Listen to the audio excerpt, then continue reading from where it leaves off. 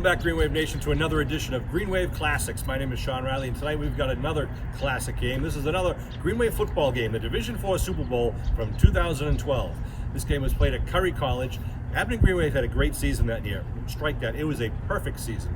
They came into this Super Bowl game with a 12-0 record after beating Millis Hopedale in the playoffs. Playoff score was 29-12. That itself was a great game. They came in against a really tough St. Mary's team, and these guys put it all out there on the gridiron. You're going to hear the names like Brandon Colley, Jack Malafronte, Mikey Walsh, Kilmaine, Halpin, Dwyer, Ferguson, Gulbranson, Manzo, Buckley Brady, Manning, Battle of Fonkum, Matt Diver. This is a great game to watch. It was an exciting game. The fans were lining the field. And this game was special in that not only was it a Super Bowl, but this season and this game was dedicated in memory of Elaine Kelleher and Coach Mark Chirokis. These guys wanted to win this for the Green Wave, and they did. And they made it a perfect season for the Green Wave. It's a Green Wave classic.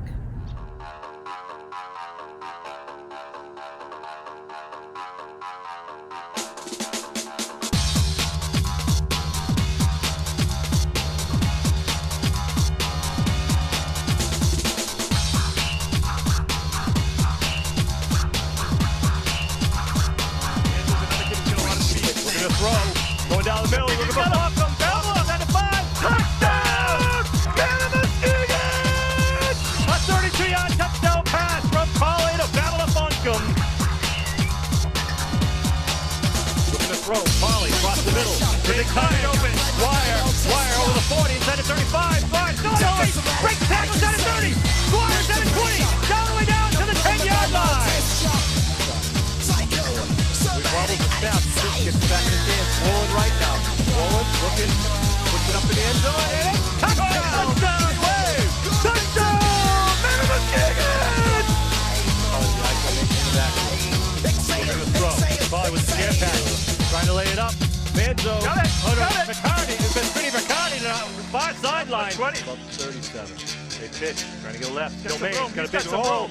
Kilmaine around the corner. Kilmaine around the 30, cuts it back inside the 20. Oh, he's taken down at about the 15-yard line. 3rd and 4. Gives left side to Fonkum. Goes right over him. Touchdown! Man of Muskegon! It's going to be an inside trap. Now the Fonkum from the right side. Fonkum trying to get around the corner. And the depth of the 50. Not a step inside the 40. Cuts it back up over a man and down to the 30-yard line. Battle of Fonkum with a nice bit of running. Fonkum to the body left. Diver leading the charge. Fonkum turns, heading down. Man of Muskegon! Lift up, now going down the middle. Oh, man! What a grab!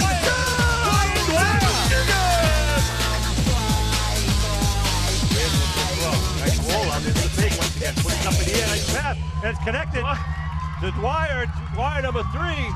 Kicks it back inside. Still on his feet. Pushing it down. And he's touchdown! Man of Muskegon! Ran to Dwyer. A 40-yard touchdown pass. The first pass of his career by Josh Rind. And he connects with the all-powerful Brian Dwyer. Not watching the near side. They put a man in motion. They got a hand. No, keep up. Kept by Lamb. Bubbles the ball in the end zone. And it's recovered by the Green Wave. Wow, that's a huge break there, and that's what you got to do. Take advantage of the opportunities there. And Mikey Walsh jumped on it. Wow. So watch out for a short snap here, and it goes back to Oxen. Oxen puts it up. Nice high boot. Good boot. Babala at the 10. Nice block. Babala fakes the handoff. Got the wall. Turn down left side. Got the wall. What a block. Babala at the 40. Babala takes it down. Babala turns on the jet. And it's touchdown. Man of Muskegon.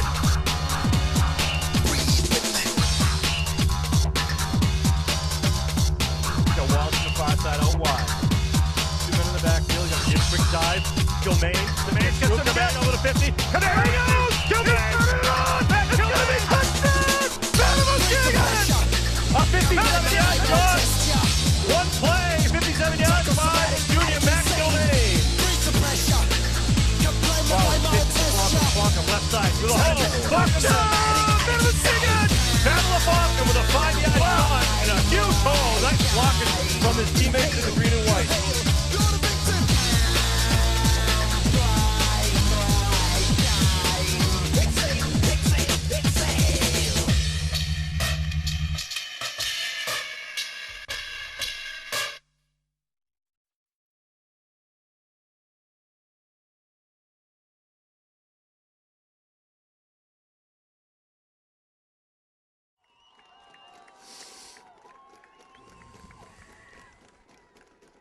Good morning, ladies and gentlemen.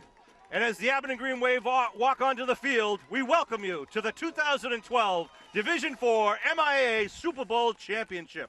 My name is Sean Riley. With me today is Kevin Whalen with Bill Davis and Norm Casely on camera. They just introduced the home team, the Green Wave, wearing their home green uniforms. And now to our left, onto the field, come the Spartans of St. Mary's High School in Lynn, Massachusetts, the champions of the Catholic Central Large Lead. Kevin, when we got here about an hour ago, the field had a coating of snow on it, a kind of a dusting of snow. The teams have been out warming up. That snow has kind of burned itself off. Might be a little slick out there, we'll see, but it's about 33, 34 degrees, but we're good to go. Absolutely, Sean. I'm looking forward to it. It's a great game. I mean, you got both teams here who have just great offenses. You know, obviously St. Mary's has got a great running game with their big senior running back, Collier, number 2. Junior Collier, number 2. And I'll tell you, Sean, he's just a heck of a player. I mean, he matched almost Kilmaine stats from the other night. That's right. And the Green Wave has a great attack. But one thing I think the Green Wave has going for them, a little bit more balanced attack, where they have the passing game in the arm of Brandon Collier, the senior, to rely on. Yeah, they do really rely heavily on number 2, Jordan Collier, although they got a nice running back at number 11, Jordan Manthorn. They had 2 running backs named Jordan. And then you got Charlie Beaton, number 8, and 12, John Gaeta in the backfield also. He's the only senior in the backfield. Yep. Their quarterback is a sophomore, Jake Cassidy. And well, and look for them when they run. It's like they're getting the big number 75, 6'2", 300 pounds, Andre Rodriguez. We're going to pause for our national anthem. All right, we're back right after that break. The captains are going to go to midfield for the coin toss with referee John Dean. Abington won the coin toss at Gillette yesterday at the breakfast where the captains and coaches go, and they by winning the coin toss, they are the home team. We got a nice little section down there of students from Abington High School. We're on the home side of the field, and it's still filling up here. And a great contingent here, Green Wave Nation here, of all ages, here to support the student athletes of Abington High School. For the Green Wave there is number 14, Brandon Collier, as it has been all year. Number 31, Pat Dwyer. Number 34, Tim Ferguson. Number 41, Jack Melafronte. And out for the St. Mary's Spartans is number 65, is Nick Lee. Nick Lee, and number 75, Andre Rodriguez. Sorry, guys. We'll see what the results of the coin flip are. Good. They're going to receive, which means the Green Wave will be receiving the opening kickoff in the second half, which they prefer. Green Wave will kick off to start the 2012 Super Bowl. Let's get this party started. It's been quite a year for the Green Wave. Well, it's going to be interesting. I mean, the Green Wave defense is going to have to come up big, Sean. I think, looking at this, one of the things you got to do is you're really going to have to contain on the outside. From what I've seen or heard about, this kid likes to bounce it outside, much like when they had Abington in the first Super Bowl. They had a really great runner from Tingsboro, but everything you like to do is bounce it outside. So your defensive ends are going to be critical to contain that outside containment. If you stop them in the line of scrimmage, they'll try to bounce it out, and you need your defensive ends to really just, basically hold their ground, be able to force them back in where the pursuit will help them out.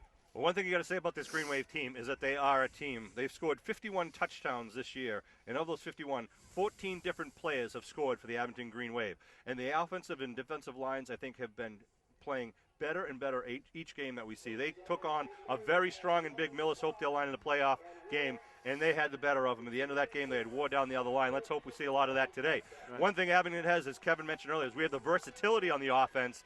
We also have the numbers. We have a bigger squad.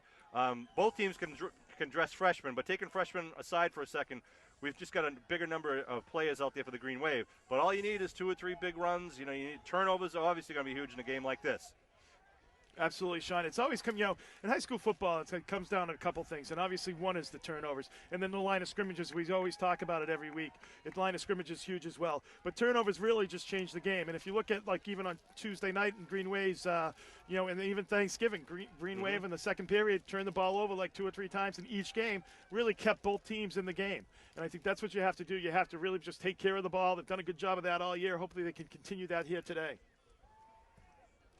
The Green Wave will be kicking off left to right across your television screen. We play 10-minute quarters here in the playoffs and Super Bowls, just like we do in the regular season. They're back down about the 10-yard line. Back deep is Manthorn for St. Mary's. Number 11 on his jersey. And here comes the opening kick for the 2012 Division IV Super Bowl. A good high end-over-end kick going to come down to Manthorn right at his 15-yard line. Going to take it up over the 25 and then be taken down as he approaches the 28 and taken down in the scrum. Wow. Wow, they still go. Oh, the ball loose. Ball loose. I don't know. He threw it. I don't know if He's going to give it to. Oh, it was a fumble though. They recovered it back at the 24-yard line. So the pile was like moving to Yeah. its, about the 28-yard line, and the Green Wave pushed it back, and obviously the fumble came out. St. Mary's fortunate on that first kickoff to come up with the ball. So at their own 24-yard line, we'll start at 1st and 10.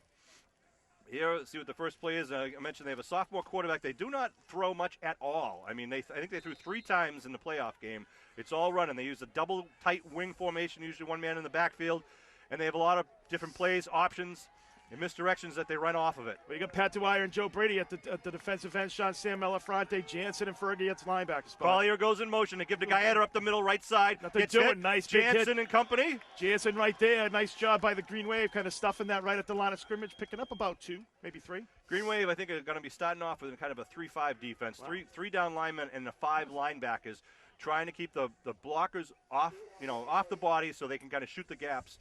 They'll give the 2-3 yards, but they don't want to give the big ones. We'll see what happens. They did pick up about 5. Yeah, about 5 in the first play. Jake Cassidy, 6'0", sophomore. Again, Collier in motion. They pitch to Collier, going to the right side, jumps over man, and gets taken down quickly. No, who's down underneath that pile? Fergie came on top. I think that's Pat Dwyer underneath. Looked like a Dwyer type of tackle. No, it's Malafronte. Sam 50. Malafronte doing a nice job of put him into a 3rd and 2nd situation here, Sean. 3rd and 2. 32. At the 32-yard line. Opening minutes here of the Super Bowl 2012. The Green Wave come in with a perfect 12-0 record after the playoff game. Millis comes in 11-1 and 1 loss in the second game of the season. They break their huddle. They come up the same formation. Collier is the near side wing. You can see we're in number 2. Mantha on the far side. They give to Collier, trying to get on the right side. Turns the corner, and he gets the first down. Taken down by Dwyer over there. Dwyer right at about the 35, probably just outside the 35. So it'll be 1st and 10 to move the stakes for the Spartans. Crowd continues to come in through the gates. It's rather a long walk to get here. The parking situation here at Curry is abysmal. You park about half a town away, and then you got to walk another half a town to get to the field. Well, Sean, one of the things too about this game is that you really want to make sure you don't give up the big play. Yep. Stay away from that. Make them work for it. Make it earn it. Bend but don't break. 1st and 10. Cassidy gives to Collier, coming back the right side. He gets hit as he crosses the line of scrimmage. Pick up maybe 2 of the play. A couple on the play. And a little counter play, something the Green Wave does as well, coming back against the grain there. Is all the motion coming to the left side and then comes back to the right side. Picks up about 3. Yeah, they move it up to the 39-yard line. So it'll be 2nd and 6. And it's, the Green Wave D has always come up all year long. Sean. Obviously, they've had sometimes where that first drive, they've given up a touchdown, but after that, they always seem to settle down and make a game of it. Despite the snow, the field conditions, it's dry snow, so hopefully that doesn't become a factor as far as holding the ball. Gaeta up the middle. Oh, he breaks free. Gaeta with Walsh chasing him. Tackle. Jump. Turn. And Walsh going to take him down at the 10-yard line. Mikey Walsh grabs him with a nice big run from about the 39 down to the 10. So that's a pickup of 61 yards. No, let's say 51 yards on the play. Yeah, Gaeta just sprung loose. There was nobody there, and Walsh doing the safety spot was able to catch him down at about the 10. So nice job of Walsh getting down there. I was like, jump, because he was right there. But, puts St. Mary's right in the red zone right away, Sean. Well, let's see what they do here. 1st and goal at the 10-yard line. 7:19 and rolling here in the opening drive of the 2012 Super Bowl. St. Mary's, the Catholic Large champions. The quarterback keeper, Cassidy handed it off. Yep, right inside about the 6. About the 1-yard line. Oh, he's down at the 1. Collier, I lost it. He tossed it back to Collier. It's right at about the half-yard line. Sorry, sports fans, missed that one. I don't know how he tossed it. It looked like he ran right, turned around, but he must have flipped it back and then rolled right into it. They do a real short toss. I was watching them before the game. Much like the offense that Whitman Hansen always runs, or used to run. 2nd and goal at the 2. Green Wave gets the goal line defense in there. Gaeta, number 12, and the lone running back behind Cassidy. Collier in motion to give. No, quarterback rolls and He's keeps. Gonna get in. They did toss it. Toss it again. They toss and follow the quarterback. So it's a 1-yard touchdown by Jordan Collier. Well, we were talking, Sean. Green Wave has done that several times this year. Canton, I think, was one, and also, also against Plymouth South. They gave up that big first drive, and after that, they were able to settle down. So hopefully, they can do that here. 6:28 on the board. Well, a little bit of old school. I was watching them in the warm-ups, Sean, and it looks like their kicker is pretty much a straight-on kicker. Yeah, so it's pretty good leg. See if they go for the 1 point. Oh, no, they're going to go up under huddle, under the center. Go for the 2-point conversion. Same lineup once again. Guided in the backfield. Collier near side wing. Collier goes in motion. They give. This time no, quarterback. No, Collier's got it again. And he's going to jaunt outside for the 2-point conversion. So.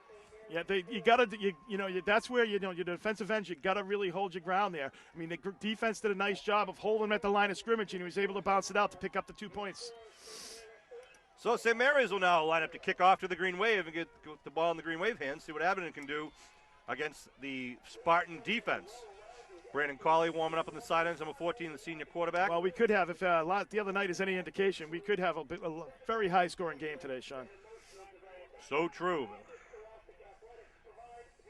Want to again congratulate Abingdon girls soccer team for a great season they had this year, going all the way to the semifinals and losing to last year's state champion Dover Sherborne, one of the best, I think it is the best season in Abingdon High School girls soccer history.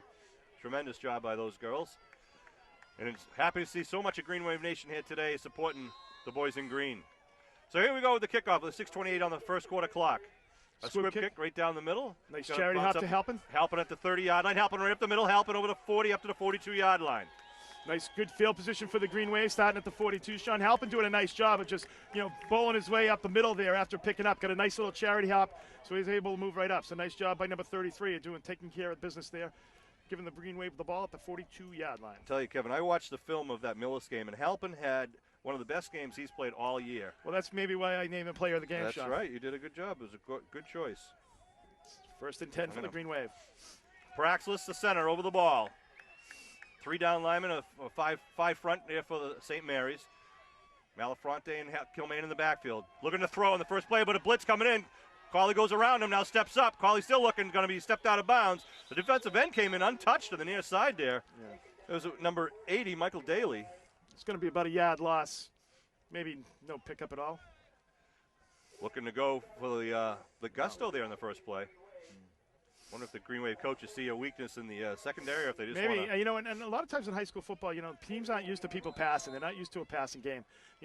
So we'll see what happens. Maybe they have seen like they feel like they can take advantage of something in the defense for. Last week, Shawsheen came downfield 5 straight passes in a row before their drive stalled. Blitz showing.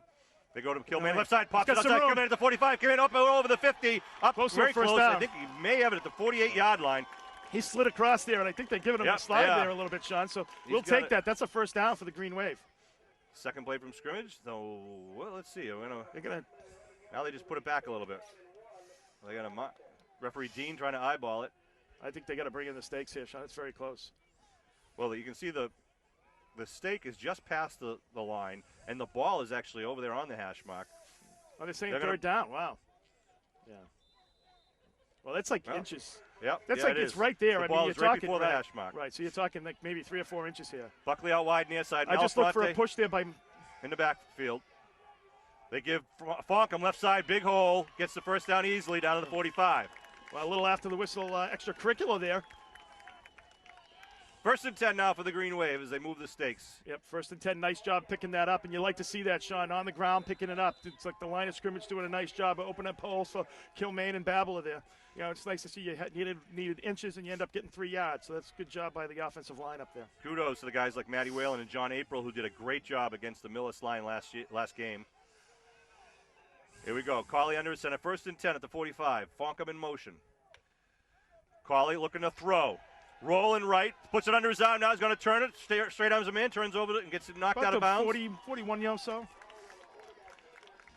We can pick up about 4 on the play. It'll be 2nd and 6. Nice job of Babela coming in that time, picking up the defensive end, blocking it, so sailing it so Colley could roll and looking downfield at the same time. I kind of like that.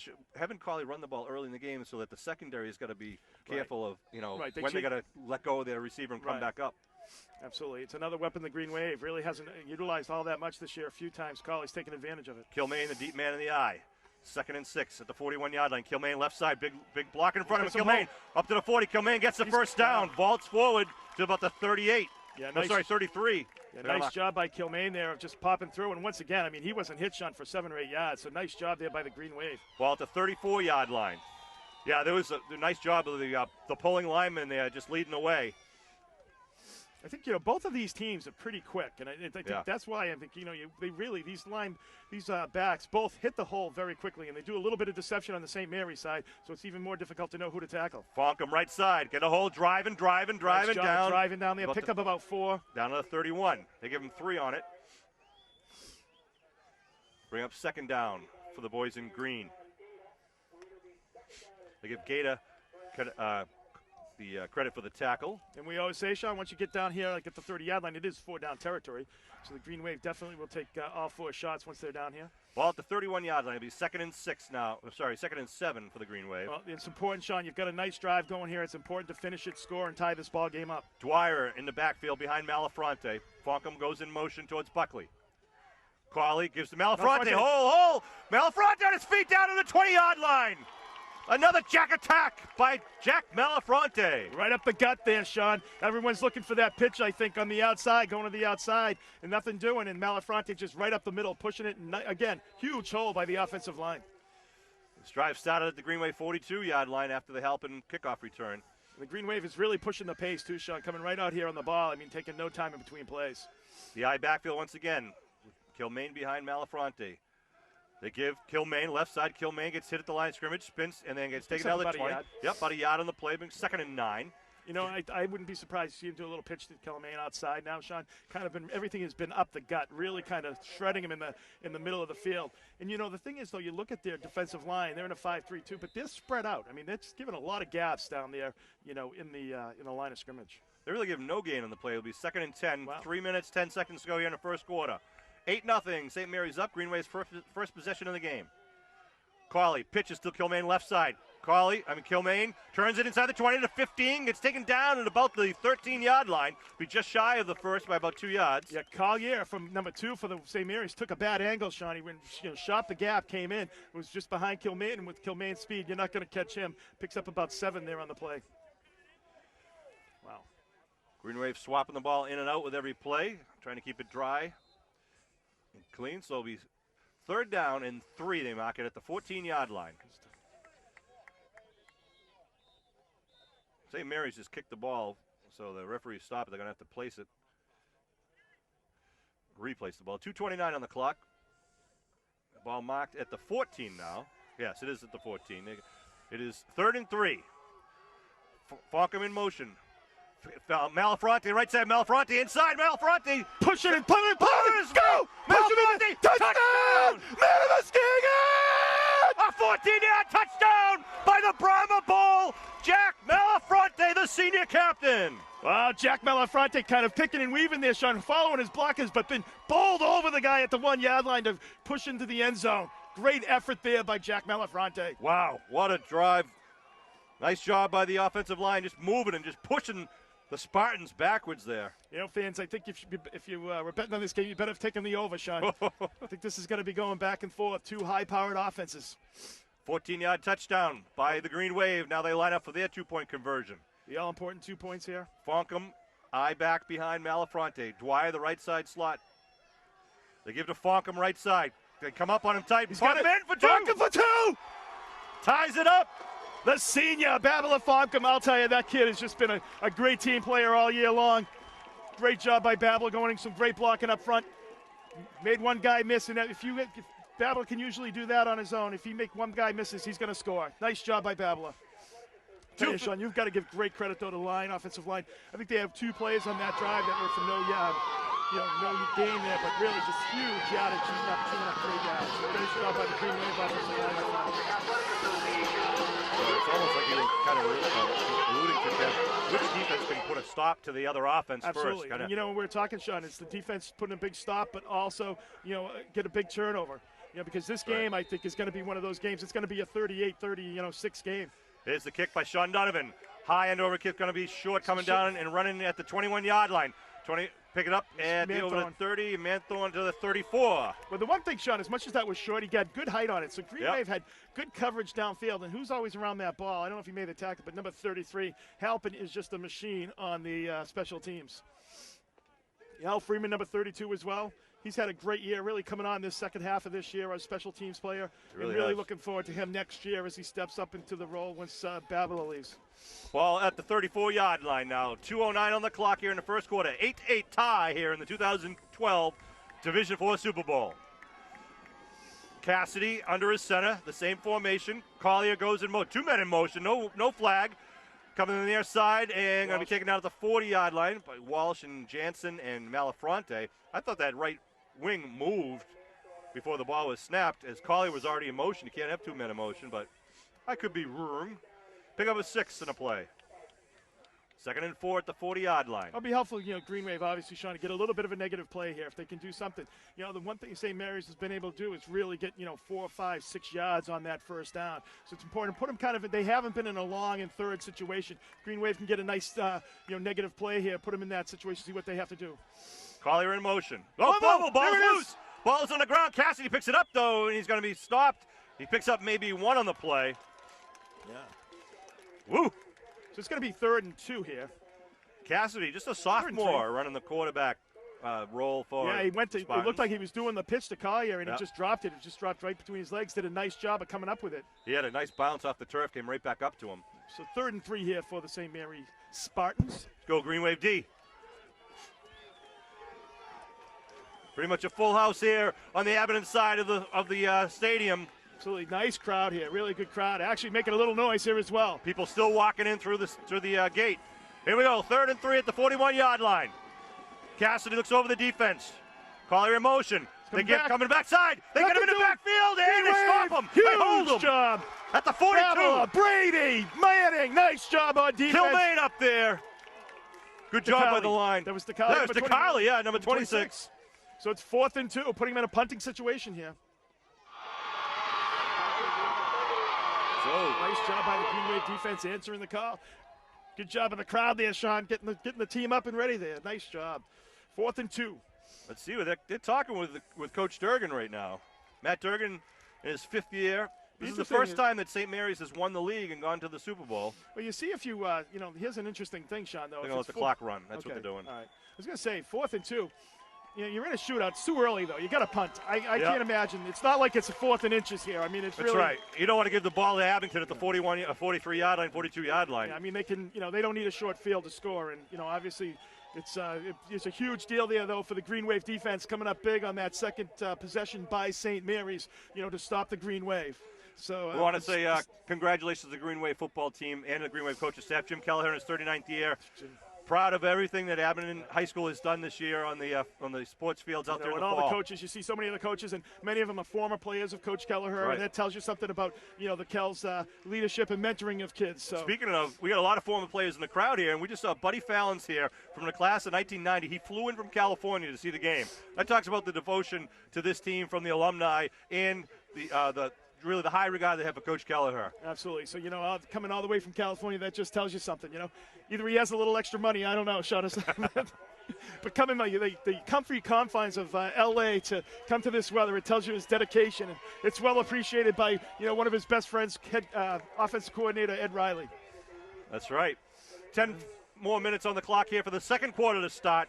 But he actually was very much like Kilmaine, a very fast kid on that jet Number that you see. 36 he used to wear. So nice job by, Buddy was a great player. They're going to line up to go for it or try to draw the Green Wave offside. Let's see what they do. 4th and 2 at the 42-yard line. Huge play here. Watch a little tight end dump. Watch a little fake snap. Try to get the Green Wave to go. 4th and 2 at the 42-yard line. They do move. They go. Collier is going to get the first down. He breaks free. He's going to get down to the 45, down to the 40-yard line. No flags in the play. It'll be a first down at the 40. Wow, big play there for St. Mary's Spartans. Gutsy call by St. Mary's. I mean, if you put it, Green Wave is knocking on the door. Wow, that's a surprising, aggressive play there. Play calling. Nice job by St. Mary's. Obviously, he's got faith in his offensive line and offense to do the job. Hey, kudos to Coach Durgan. That's right. Say, hey, we're in the Super Bowl. We're going to try to win this game every play. 1st and 10 at the 40. Here comes Cassidy and company. Now Collier will be on the far side wing. They put him in motion. They pitch to Collier. Collier right side. Gets taken down as he gets to about the 35-yard line. Be 2nd and 5. 5-yard pickup. They really, it's one of those things. They really get the momentum going, and the kid swings, and as he's getting it, he's going full speed as he gets that toss back, Sean. And the quarterback tosses and then throws, goes with a block there. Right. There's an extra blocking back. The Green Wave, again, just trying to keep it contained to the short yardage, but St. Mary's is able to keep moving the ball, as is Abington on the offensive side. 2nd and 5 at the 35. Cassidy, man in motion. They give left side, Manthorn. Jansen was there with a big tackle stick. Sorry, pick up about that's 3. Sakovic, number 5. Scotty Jansen coming across, did a nice job of following that all the way across, Sean, making the tackle, so only about a 2-yard pickup, makes it about 3rd and 3 here for the Spartans. You can see sports fans at home with a great view from cameraman Bill Davis. You see how they run the play with that man in motion who's going to follow. They have a fake to the fullback up the middle. They can pitch to the man in motion, or they can come back the other way with the wingback. Or sometimes they just kind of go student body right, student body left. They seem to do a lot of off tackle, Sean. I mean, that's where they like to do, kind of right over the tackle. Obviously, they get some big tackles, as we mentioned. Rodriguez, number 75. 3rd and 3 at the 33. They give right upside at the middle, and it's going to be taken down to the 30. Yep, first down. I believe that was just made the first down. Gaeta, I believe, on the carry, number 12. Number 12, yep. Number 12. Down to the 29-yard line. They'll move the stakes for the Spartans with 8 minutes, 10 seconds left to go here in the second quarter. The ball game is tied 8-8 with each team running down the field in the first quarter with each of their first possessions. Yep. There hasn't been a whole heck of a lot of, some defense here. See what the Green Wave can come up here now that you're down inside your own 30. See if you can come up with a big stop. So we've got Bill. Once again, we always have Norm Casely down on the field. You can see him right at the 50-yard line. And Bill Davis, the handy cameraman. I'd like to thank them for their efforts here today, Sean. Here we go. First down and 10. They pitch to Collier. Gets it from behind, but moves forward and drives. Nice job driving. Halpin hit him from behind, but couldn't trip him up enough, and he get it down to another 5-yard, 4-yard pickup. I'll tell you, Sean, for not a big kid, he really is able to move that pile, though. I mean, he did a nice job. After he got hit, he really moved the pile a couple of yards, so he's really a strong kid. But he doesn't go down on the first hit, which most good running backs don't. And we've heard a lot about Jordan. Jordan had an older brother who graduated just a year ago, I believe, who led the league up there. He was an outstanding running back. Troy, I believe it was Troy Collier. Jordan, as I mentioned earlier, just a junior running back. The quarterback is just a sophomore, so St. Mary's has some talent coming back next year also. 2nd down and 6. Coming back the other way to number 5. That's going to be Sakowicz. Will be short of the first. Yeah. You know what? This team does not show any inclination of any type of passing game at all, Sean. Everything is tight. I just, you got 3rd and long, almost 3rd and 4 here. I wouldn't just tighten it up. I think you can tighten it up here and really just really kind of go in off tackle and just throw the bodies into the off tackle slots to try to, stop their running game. John April comes in for the Green Wave D, number 74. Looking on the sidelines to Coach Daly. We got Manning in there in the middle, along with Halpin, Dwyer, and is that Brady on the ends? All right, 3rd and a long 3 or 4. They're going to get inside the 19. They pitch to Collier, right side. Collier going to be just short of the first. Going to be 4th and 1 at the 20 here. And 4th and a short one. It's not long, but the Green Wave defense doing a nice job making them earn it, Sean, not giving up big plays. So, of course, last time I said that, they went for a long run. So, but this is like So shut up, Kev. This could be a big play right here, Sean. 4th and inches. People coming into the stands here, not being able to find seats here. Green Wave Nation in force. Ball on the 20-yard line. Jake Cassidy, the sophomore quarterback, comes off the sideline into his huddle. Play clock is rolling. Come down just under 6 minutes to go in this first half. So clock is really taking off. When you got two teams that are running, clock is really winding down as you got two teams running the ball. The game goes by quick. 4th and a yard. Man in motion. They pitch to Collier. Collier, no! They stopped him! They're going to stop him at the 20. Blow the whistle. Oh, ball's loose on the ground, but they blow him dead anyhow. He's Green Wave ball where he's marking it. 21-yard line. Green Wave D. Huge 4th down stop there, Sean. Huge. Green Wave D coming up big. The Green Wave, I don't know who was in there. Everybody was in there on that stop. I think what they did, Sean, is you could almost see everyone flowing. When Collier was in motion, everyone was just flowing to where he went and just did a nice job of plugging that hole and pushing the pile back for no pickup. Awesome job by the Green Wave D. They give him a loss on the play there with the ball at the 21-yard line. The Green Wave will take over with 5:28 left in the second quarter. Tie game. 8-8 in the 2002 Division IV Super Bowl. Sean, I'm looking for the Abington go to the air. Let's see what they do here. Steve Manning looking up here, giving us the nod that he's in. He's in all in this game. He's High had just backfield. unbelievable year. Kilmaine, the deep man. They give Kilmaine left side. Kilmaine punts punts it it outside the 20. Kilmaine cuts it back in. Oh, he's Kilmaine going! on the 20. He's going! Kilmaine. There goes Kilmaine all the way. Kilmaine, one man to beat, cuts it back. What a cut! Touchdown!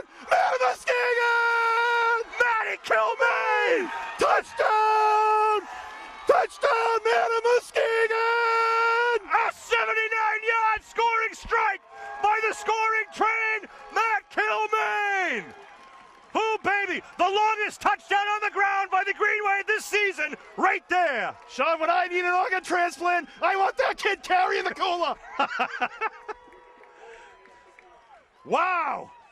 Again, great blocking, and what a great job with the cuts by Kilmaine. Wow, you could see he made a cut 10 yards downfield. Then he had big number 72, Rodolfo Jimenez, to his credit, chasing him down, and he cut He's back. a fast, big man because he was keeping up Kilmaine stride for stride. Once Kilmaine cut, he just couldn't cut. And nice job of Kilmaine seeing that, having eyes in the back of his head. Whew, I'm a little lightheaded on that one. High backfield for the point after conversion here. 5:14 on the clock. They give to Fonkham left side. Fonkham gets the ball, turns it. Fonkham's still up and going to be stopped. The ball rolls out of bounds. So the PAT's no good, but the Green Wave on the board once again. Yep, 14-8 there. Nice job of them, like really just pushing on the outside there. The Green Wave kind of went to the other side, went down this end of the field, just pitched it to the left side, and they really were able to sense what they were doing and were able to stop it there. So nice job by St. Mary's coming up big, Sean. So the Green Wave, they do what we need them to do. They stop one of the St. Mary's drives and they turn around and drive it into the end zone. Got to try to do that again before the second half. Get up on these guys, because one thing St. Mary's does not want to do is go to the air. They're not a passing team, and they rely on the big breakaway run. Well, sports fans too, it's like a little bit different. A couple things are different in the playoffs. Instead of 5 timeouts, which Right. you usually hear us talk about, there's only 3 timeouts in the playoffs now. That's So right. a little bit different. So you got to manage the clock a little bit better. St. Mary still has plenty of time in this first half with 5:14 remaining. Donovan for the kick. Right to left, high end over in kick. Going to come down at the 22-yard line. Trying to break some it room. away. Good return up to about the 37-yard line. Is that Sakowicz, I believe? Number 9. Was number 5, Sakowicz. Yep. Sakowicz. Stick with me, Kev. You'll go far. Sakowicz. Sakowicz. So they started at their own 38-yard line.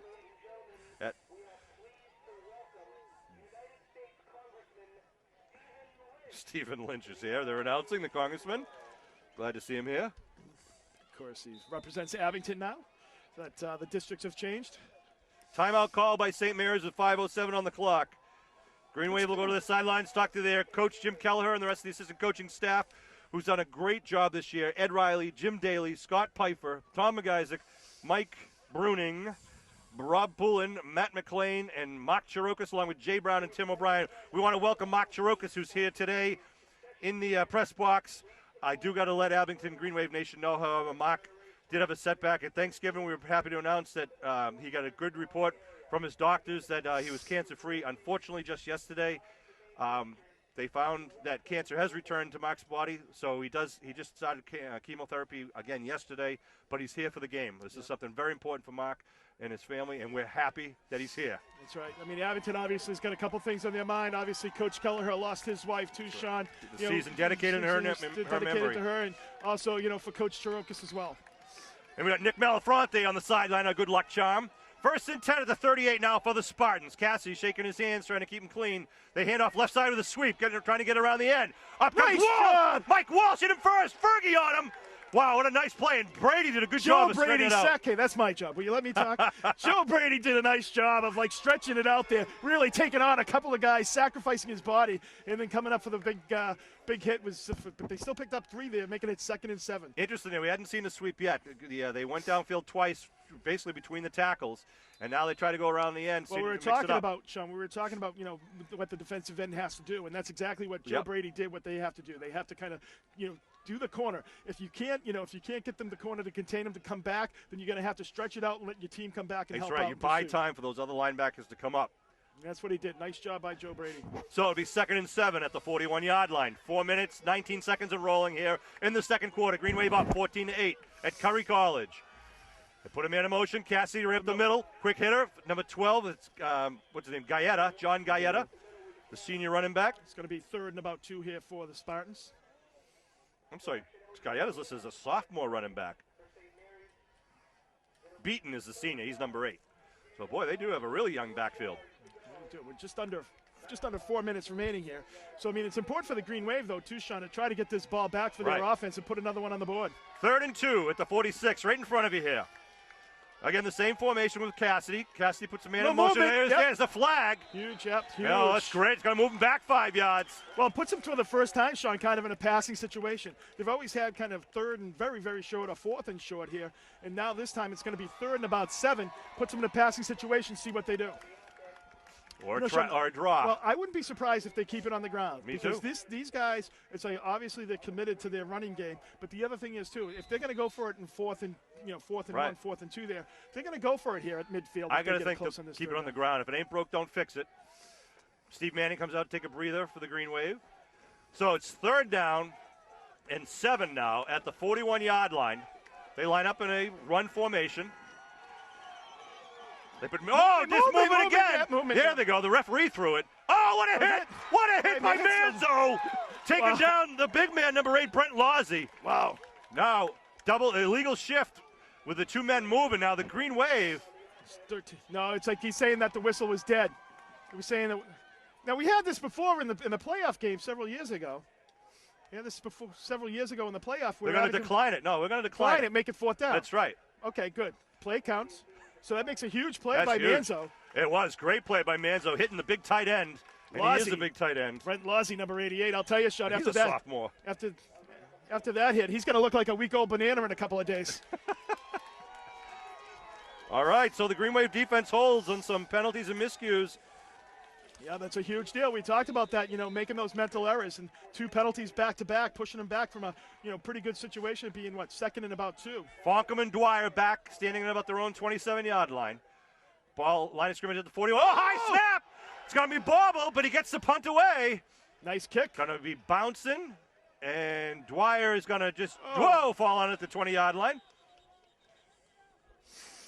So, actually, Dwyer did a good job not letting it roll in, but it's always dangerous when you're grabbing it. And boy, that snap almost went over Charlie Beaton's head there. Really did. He did a nice job of getting up there, Sean. Kind of a little bit of a floater too. So, but the Green Wave getting the ball with 2:51 here.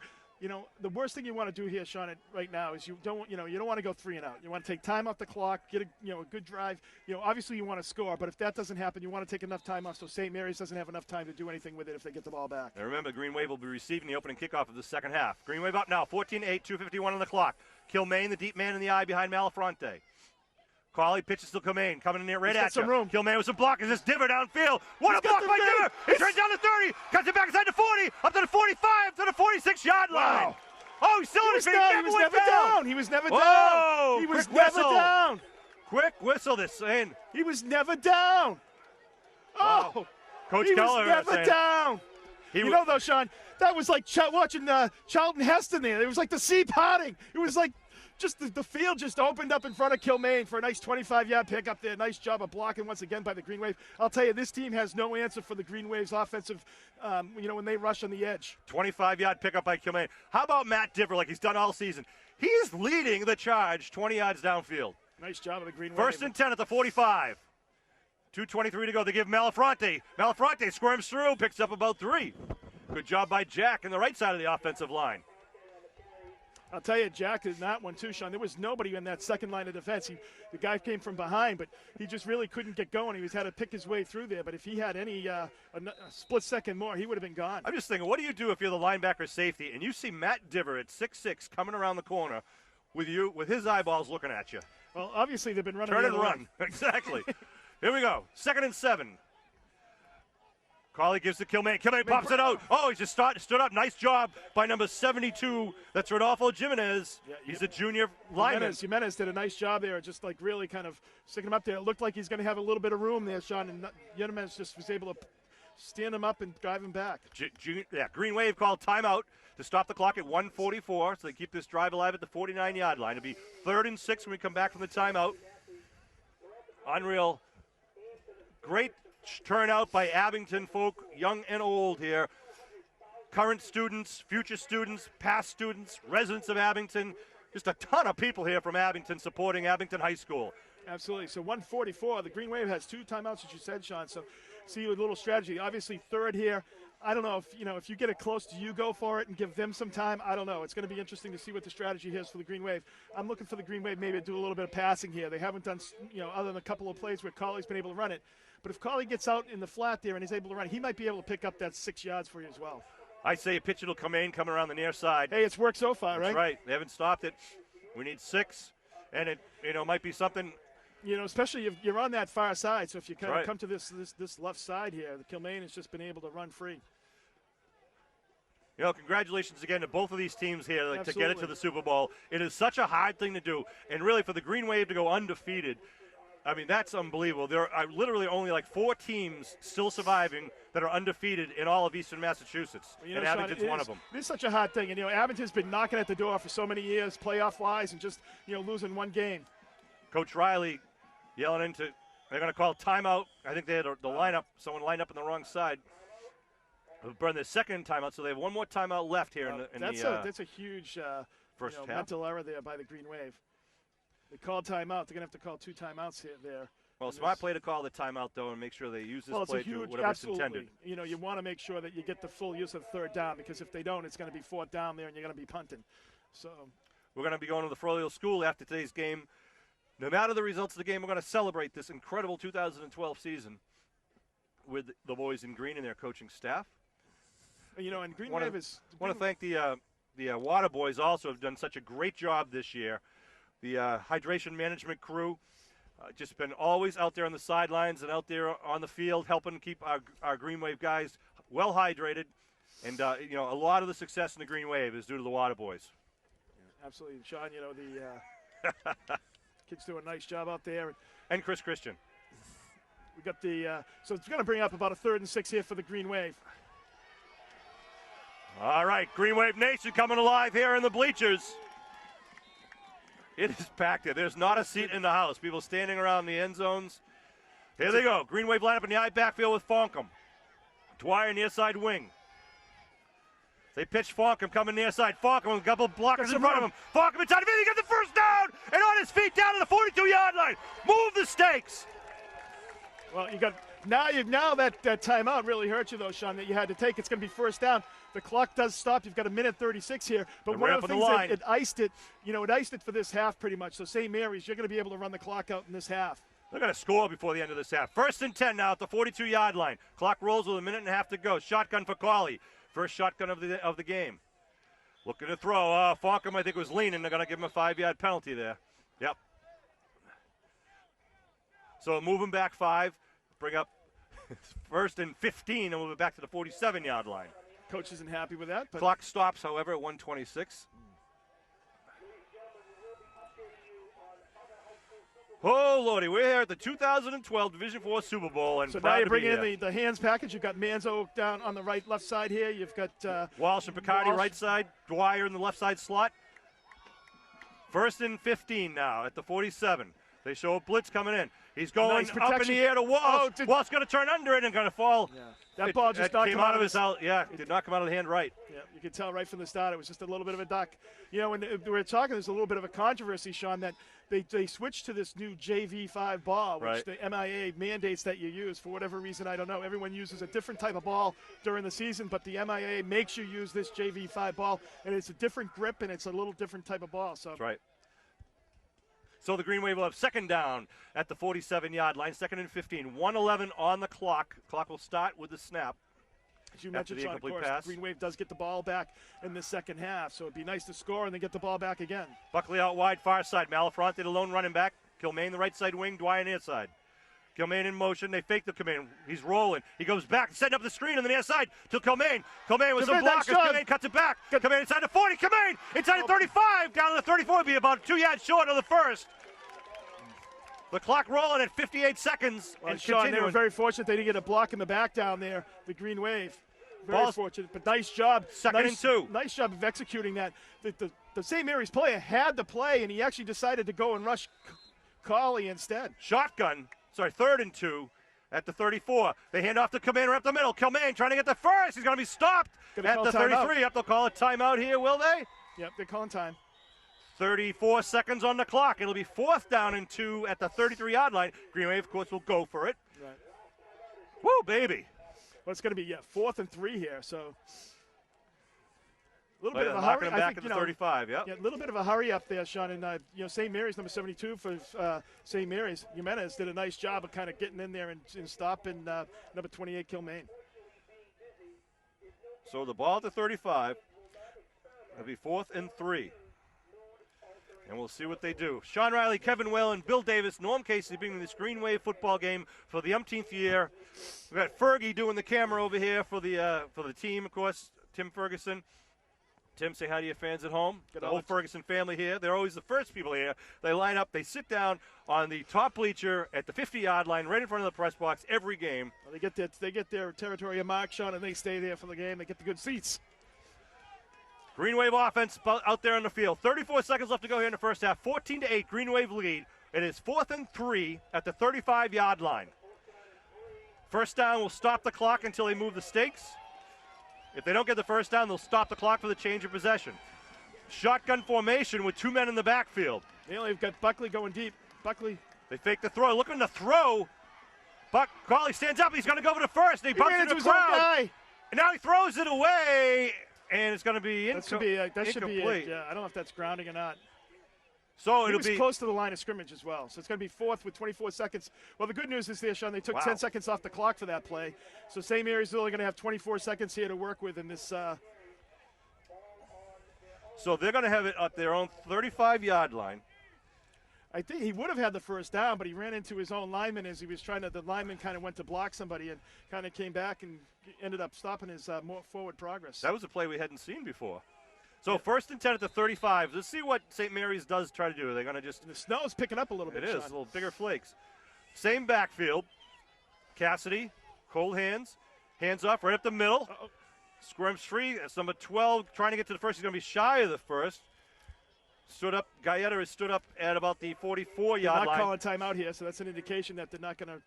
2nd and 1. They're not going to get a playoff here, Sean. This is the end of the... Yeah, they got 7 seconds and rolling. What are they doing here? They're going to call a timeout play to let it go. Green Wave are going to go into the half with a 14-8 lead. And that will be it. The St. Mary's players are like looking at the clock saying, call a timeout. We want one more shot at it. But Green Wave will take that. 14-8 going in halftime. Green Wave, good guys winning. So the Green Wave and the Spartans will go to their respective areas to, I was going to say cool off at halftime, but it's too cool out there. There's no locker room facilities here for either team. We got 20 more minutes left of exciting 2012 Super Bowl football. 13 minutes for halftime. We're going to stop the camera and be back for the culmination of this exciting Division IV Super Bowl game.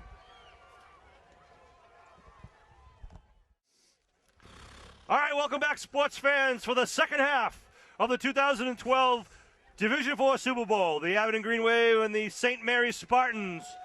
Going to have 20 more minutes left in the season here. 14-8 Green Wave with the lead. Got to send another shout out to the Green Wave Nation fan club here. It is unbelievable how many people are here supporting Abingdon High School. On behalf of the team and the coaches, I want to say thank you right now. It's amazing support from our community. The Green Wave will be receiving in this opening kickoff. Scouting reports indicate to expect a kick to come down about the 25-yard line at the far hash mark. We'll see if that comes true. Oh, yeah, I think it does everything. It's weird, Sean, actually, in the extra points when I watch him, he's a straight-on kicker. He's not a soccer-style kicker. Now, both teams, there is no locker room facilities, as we said here, so they're out in the cold during a 13-minute half. Oh, they're tough, Sean. Come on, get over it. I'm just hoping that their quarterback now will be on the sidelines for quite some time.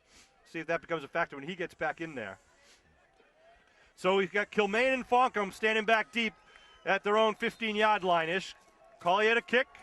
And here we go, the second half. It's just a squib down the middle. Going to be picked up by Aiden Cawley. Yes, Cawley at the 33. He gets he on his own. He gets out to the 40. Getting a little nervous there because the ball is slick, but nice job by number 40 for the Green Wave, Cawley. So it'll be 1st and 10 at the 40-yard line. And the Green Wave offense comes out onto the field. 10 minutes on the clock. Well, actually now 9:53. Cawley and company undefeated Aberdeen Green Wave team, a perfect 11-0 regular season record. You got good field position, Sean. As you said, you want to really come out, get that 2-score lead. It's really important to come out and do that. It's a very high-powered offense. Kilmaine, the deep man in the eye. They give the Kilmaine left side. Kilmaine gets hit a line of scrimmage. Kilmaine breaks free, though. Kilmaine still churning. Kilmaine gets the first down. He's still on his feet. He's still on his feet. Down inside the 40-yard line. A 22-yard pickup. Then a lesser man would have been down at the line of scrimmage. Wow, it's Sean. What a run. Just a power run by Kilmaine. A little help. He ran into John Napril down about 10 yards down the line. He just kind of said, hey, you're going this way, buddy, and just picked him up and put him in the right direction. But a huge pickup by Kilmaine and the Green Wave on first there. Number 72, Rodolfo Jimenez, is down right now. He's been a big player for their defense and offense. Well, he'd be a big loss for St. Mary's. He's going to have to come out for the play anyhow, just for the injury. But hopefully, you never see anyone like to get injured and out of a game, especially in a game like this. Well, Sean, St. Mary's has been like me at a math test. They've had no answer for Kilmaine. You just think of these gems. I Whalen. just did think of that one. That was good. So nice job. I mean, Kilmaine, once again, he has just been coming on so strong the second half of the year and really picked it up. But once again, when you have guys like, Jack Malafronte and Babel Afonkum in the backfield, Sean, when you have, he's got to get out. Yeah. He's being told right now. There he goes. So when you have like other guys in there, in the huddle like that, the defense can't focus on any one player, and that's why the balanced attack of the Green Wave offense is just a huge deal for the Green Wave and a huge advantage against most teams. So they bring in number 65, Nick Lee, into the middle, I believe.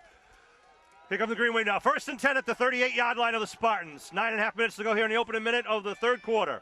I backfield with Fonkum, the deep man. They give to Malafronte at the middle. Malafronte dives forward. Malafronte's at the 30. He's gone. He's off. He's down to the 11-yard line. Jack Malafronte from the 38 to the 11. Wow, 2 big plays from the Green Wave to start the second half. Absolutely huge block. A little bit of trouble getting out of the gate there, Sean, right at the line of scrimmage, but he sprung loose and there was nobody there, doing a nice job of getting down to the 11-yard line. So huge blocking by the Green Wave. Charlie, the newspapers call it the 3-headed monster with Malafronte, Fonkum, and Kilmaine in the backfield. You can't pick any one of them because they're all dangerous. Let's see what they do here. Fonkum lines up behind Malafronte. 1st and 10. They mark it at the 12-yard line. They give Fonkum this time right side. Fonkum inside the 10. Fonkum spins moves down to about the 6-yard line. Nice Pick little up spin. 6. Nice 5-yard, 6-yard pick up there on first down for the Green Wave. Is that Kilmaine getting getting taped up getting there? His left ankle taped up. Yep, he's ready to go. They mark it at the 7-yard line. 2nd and 5 for the Green Wave. Carly goes back into the huddle. Can pick up a first down about the 2-yard line. Picardi out wide near side. I backfield. Waiting for the snap. They give. Nothing to it. They hit right up the middle. Yeah, huge. Good stop there by number 75, Andres Rodriguez. Rodriguez just got right through on the block there. Blew the play up. Really puts the Green Wave back to a 3rd and 7. They mark it, at the 9-yard line. 3rd and 7. They got to get inside the 2 for the first. Inside the end zone for the 6. Yeah, he had no answer there, Sean. Jack Malafronte really had no chance at all. Rodriguez was able to come right through the line there and stop him. So third and about 7 or 8 here. See if the Green Wave does a little pitch there with Kilmaine to the left. It's been very successful all game long. Well, he's lining up in the deep man in the eye. Picardi out wide, far side. Fonkum Picardi's near side wing. Good hands over on the right side for the Green Wave. They pitch to Kilmaine, left side, student body left. Trying to get around. Kilmaine still on his feet. Turns inside the 10, still on his feet. Kilmaine still on his feet down to the 5-yard line. It'll be short, though. It'll be 4th and 3 at the 5, and they mark him at the 6. 4th and 4 at the 6. That looked like the 5 to me, Sean. Wow. Wow. Exciting way to start the second half. He is just running like a man on a mission tonight, Sean. What's important, you get down here, Sean, like we said all day, you got to take advantage of these opportunities. Because St. Mary's is a really high-powered offense, so you got to, when you get down here, you got to score. 4th and 4 for the Green Wave. Of course, the Spartans want to bring in their goal line defense here, see if they try a blitz or whatnot. Picardi out wide, far side. Kilmaine in the backfield behind Malafronte. Kilmaine goes right. See if Malafronte goes up the middle. They give Kilmaine right up the middle, left side. Kilmaine gets hit inside the 5. He dives stop him though. I think he'll be short about the 4-yard line. So it'll be a turnover on downs at the 4-yard line. I don't know how they give him the ball at the 5. I mean, how are they moving the ball back to the 5-yard line? He was down at the 3. Wow. I don't, jeez, they're spotting these skills. I think they need a course, Sean. Spotting 101. Wow. I mean, he was down the 3-yard line. So the Spartans will start it at their own 5. The Green Wave defense is going to come up big here, kind of get that ball right back in the offensive hand. So got big Jonathan April, number 74, Steve Manning, who's just been an unbelievable player all year, number 66, and Halpin, number 33, down there for the Green Wave. See a fumble by Cassidy with the cold hands. Let's see. 7:39 o'clock. They try to go around the left side. They try to sweep with number 11. Nice job. April gets out there along with a little help from Kilmaine. Nice job by Brady once again on that outside edge, maintaining that edge, have him cut up into where he has the pursuit from Jonathan April, number 74. Manthorn picks up about 1 on the play, maybe 2. Let's see what they're marking. It looks like about, it must 2. Second and about 8. Shawsheen really had no answer for the sweeps going around the end with Manthorn and company. See if the Green Wave come. Now they set a wide out now. Little different look here for the Spartans. Put a man in motion. It's a little chance play inside. Yeah, and there's Fergie and Malafronte. They hold them tight at about the 9-yard line. They give them huge progress. Defensive play there for the Green Wave. Yeah, 3rd and 6 now at the 9. Well, you put him in, a passing situation once again, Sean, here with a 3rd and 5, 3rd and a long 5 for the St. Mary. See what they do. They take out some of the big boys, bring in some of the MFC doing some type of different offense. See what they do passing. They might not pass, but I can't imagine this situation that they. Well, they just took out 2 of the tight ends, Lozzie, number 88, and number 84, Luke Zikianda. Tells me that they're going to go to a package where they're going to probably do some, spread out some, go to a wide receiver, and that's what they do. Yep, they're coming out. Sakowicz out wide to the near side. Got a receiver out to the far side. Looks like Harvey. Cassidy looking to throw, looking for the quick out, and it's going to be tackled. He's not going to get it. To be short. Oh, wait a minute, they're giving him a mark. Are you kidding me? Come on! Boo! Wow, they give him a mark. That's horrible. Wow. That is a terrible spot. Wow. Kilmaine's down at the 3. He moves it back to the 5, and there he gives him a spot when the guy's at the 9 to the 10. They go by forward progress, but. All right, 1st and 10 at the 15-yard line. Tough break there for the Green Wave. Big break there for the Spartans. I don't know. This guy's the same guy that blew the whistle when Kilmaine wasn't even down. Tough call. He's Kevin Whalen. I'm Sean Riley. Oh, I'm under control, though, Sean. 1st and 10. 14-8, Green Wave lead here in the 3rd quarter. Green Wave's initial drive stalled down at the 5-yard line. They're going in with a spread again, Sean. They do. They try to open it up, but look for the give in the middle there. 1st and 10. Put a man in motion. They do. Give him right up the middle. And he's taken down, though. He gets up, picks up a couple of Gaeta on the drive. Picks up about 7 on the play. Bring up 2nd and 3 at the 22. Well, it's right back there. You wonder if they're trying to get the Green Wave to spread their defense. Green Wave has been able to pack it in and stop them a little bit on those runs, Sean. Wonder if they're trying to just spread it out. Really not intending to pass the ball that much, but really just trying to get the Green Wave defense so you have less defenders inside the box, inside the tackles. That was the only the second pass of the night or the day for Cassidy and company. Here we go. 2nd down. Looking to throw. Looking down the middle, big rush by Fergie, smokes him out. Now he puts it up in the air, got a man open and completes it at the 32. Still on his feet, cuts it back at the 40. Still on his feet, taken down. That's Collier at about the 46-yard line. Wow, broken play. Gets a pretty good gain there of about 25 yards for the Spartans. Moves the ball out to the 46. Well, nice job there of making something happen there. Green Wave really aggressive on the inside, Sean, coming in, pushing him outside the pocket. Was able to get up, and the Collie was wide open down there about the 35, 36-yard line. Credit to the sophomore quarterback, Jake Cassidy. He had big Fergie coming at him. He was able to get away from Fergie and had the wherewithal to look downfield and see Collier wide open as the defense had left the pass receivers to try to chase down the quarterback. All right, 1st and 10. Again, they come wide formation. Looking to throw. Looking on the outside. Now they're looking for the slant. Now big rush once again. They try to lift it up, and he throws it out of bounds to Coach Kell.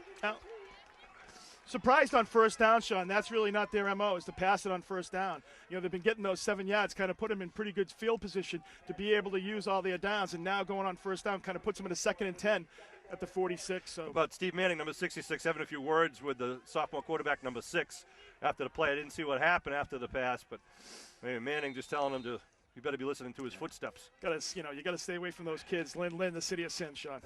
2nd and 10. You never come out the way you went in. Although this is a private Catholic school, 26 different towns it's a great go to this school. It's been a great game. Both sides have played a wonderful game. Spread formation for Cassidy. Cassidy puts Manthorne in motion to go left. They're going to drive. Oh, Brady Turns the corner, and he's going to be knocked out of bounds. Let's see where they mark him. It's going to be gave short. him another good spot though. Short of the first Wow. at the 46-yard line. 4:17 on the clock here in the third quarter. 14-8 Green Wave with the lead, but the Spartans with the ball. Third and about 2, Sean. So, yep. Green Wave did a nice job of kind of, spreading it out, but they got to get their pursuit over there, Sean, to kind of stop him so he doesn't spring it out for that 8-yard pickup. Jake Cassidy comes Little back to his negative huddle. play would be helpful here. Make it 4th and 5 or 4th even 4. So hopefully the Green Wave can do it. Jansen and Sammy Malafronte, and there's the inside linebackers. They come again wide outs to each side, one man in the backfield. It's Gaeta. They put Manthorne in motion. They give Gaeta up the middle for that dive. Give it to him on this play. Now he's Let's marking. see. Yeah, He's marking it short yeah, over here. I think it's going to be short of the hash mark. He's He's short. That's short. That's 4th and 1. 4th down. 4th and a half, really. I mean, if you look at the stakes, that's going to be a smidge short, I believe. But we'll It's see. going to be 4th and. Really, I think it's just about 2 inches short. Yeah, it looks like it should be just a little bit short. We'll see how it goes. Abington Green Wave football here in the final game of this unbelievable 2012 season. It is short. It is just short. About a foot, just about 4 or 5 inches.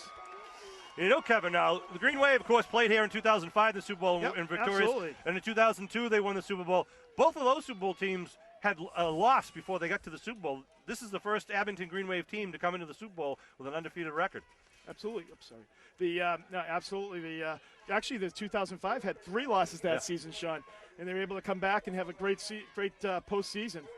So 4th and half a ball length now at the 44-yard line. We'll see what the Spartans do here. See if they just do see if the Green Wave can get a good push here. It's going to be important for the Green Wave to get a good push on this offensive line, kind of stall them, see what they do. They're just going to do a quarterback sneak. Cassidy They're just going to push the pile. under his center.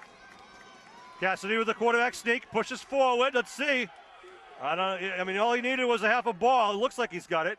I think he's got it. And the referee already signals it. Yep, so they got the first down at the 44-yard line.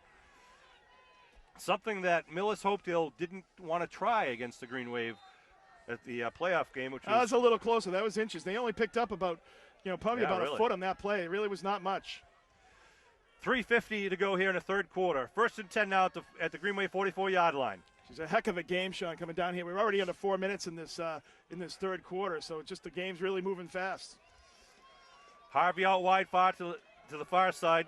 Sakowicz out wide to the near side. Looking to throw.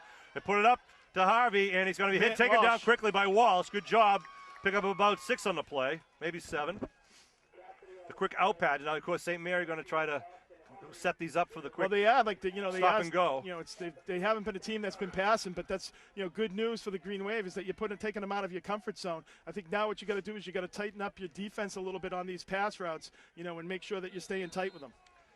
So it's going to be second and a long 3, I'd say, Sean. Let's see a nice sack against Cassidy here. Maybe we'll knock the ball loose. 3 minutes to go here in the third quarter. 2nd and 3 at the 37-yard line. Gaeta lines up as the sole running back in the backfield. They dive right up the middle. Nothing doing there. Nice Stops job him. by the Green Wave. I think that's Fergie on that pile there. Halpin in there. Who's in the bottom? Of course, big John April. John April, Halpin and April doing a nice job. Probably about a half a yard pickup there is making it Third and 3. Third and 3. No pickup. Green Wave would like to repeat that again right here. Coach Jim Kelleher, Coach Matt Durgan are going to be very happy with their teams this year, the great Absolutely. seasons they've had.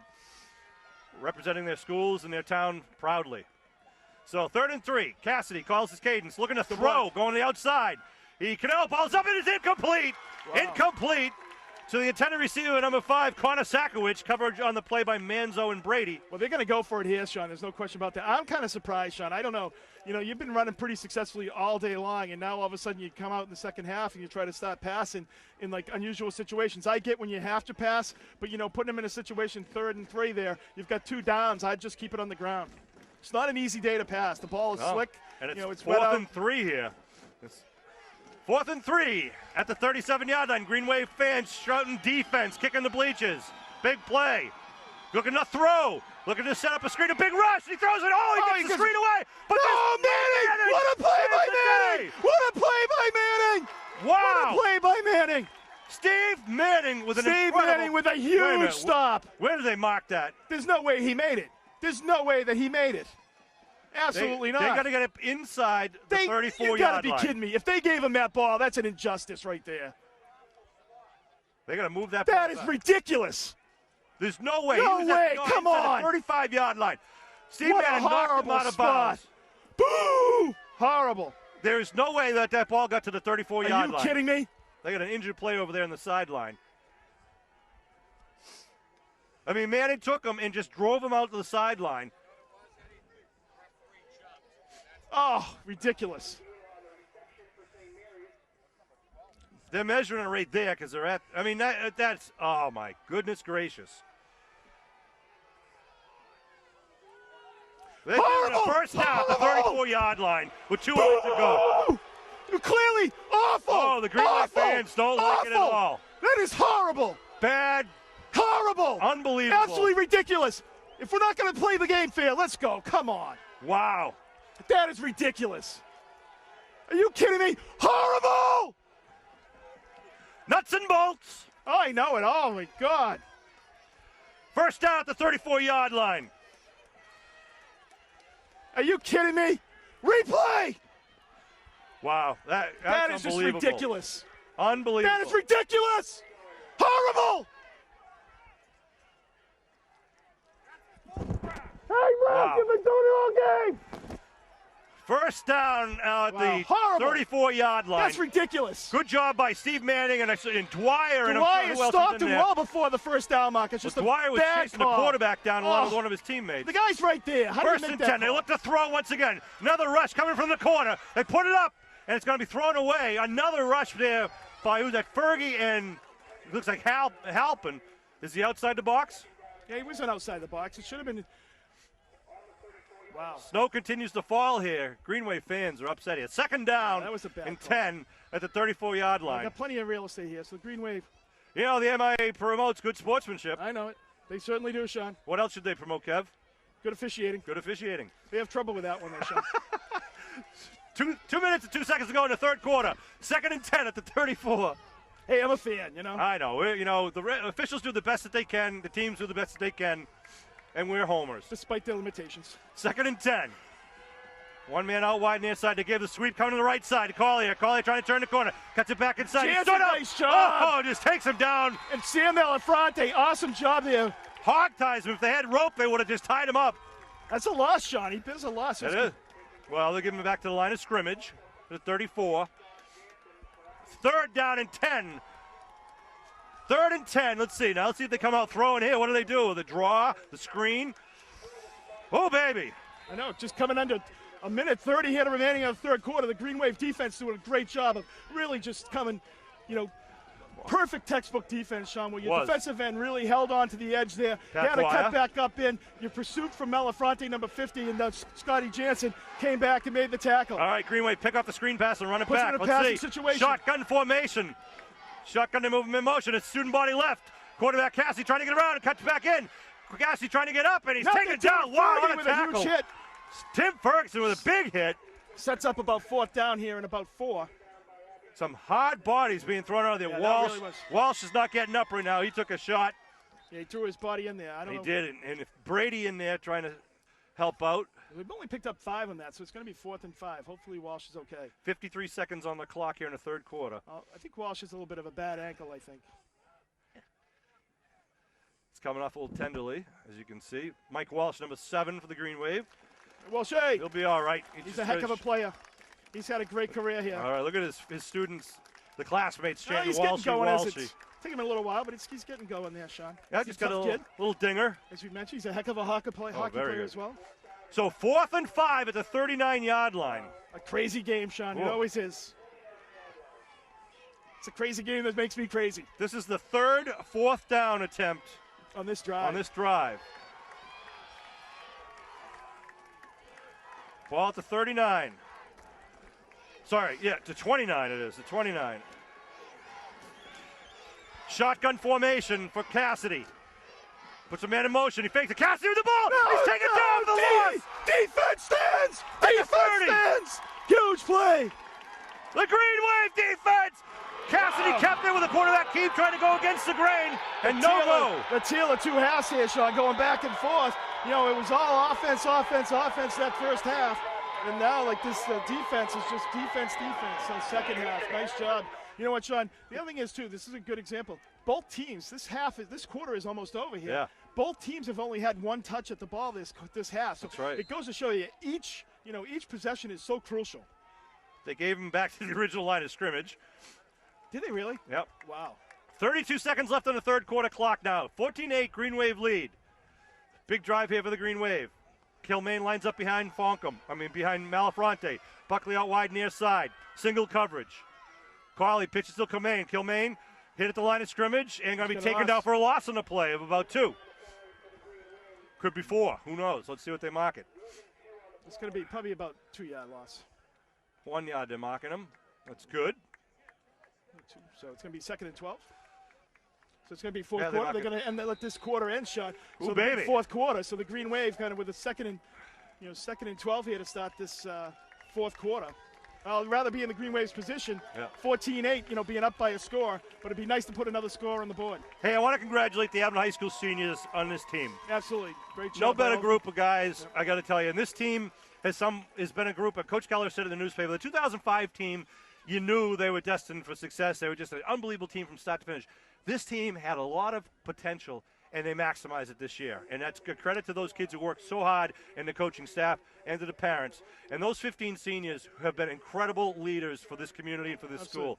I want to, again, say thanks to Mike Walsh, Joe Brady, Joe Buckley, Babila Fonkum, Brandon Colley, Phil Wynn, David Manzo, Daniel Branson, Pat Dwyer, Tim Ferguson, Jack Malafronte, Tommy Arcan, Rob Morris, Tyler Praxlis, and, of course, Matt Diver. Well, Sean, all you guys. And last year, they came back. They had a 6-5 season. Yep. I think many of them probably disappointed. They lost so many close games, and you can tell that this year, when it's a close game, it's like there's no drama in it at all. They just have that leadership skills, that they know they're going to win and come up big.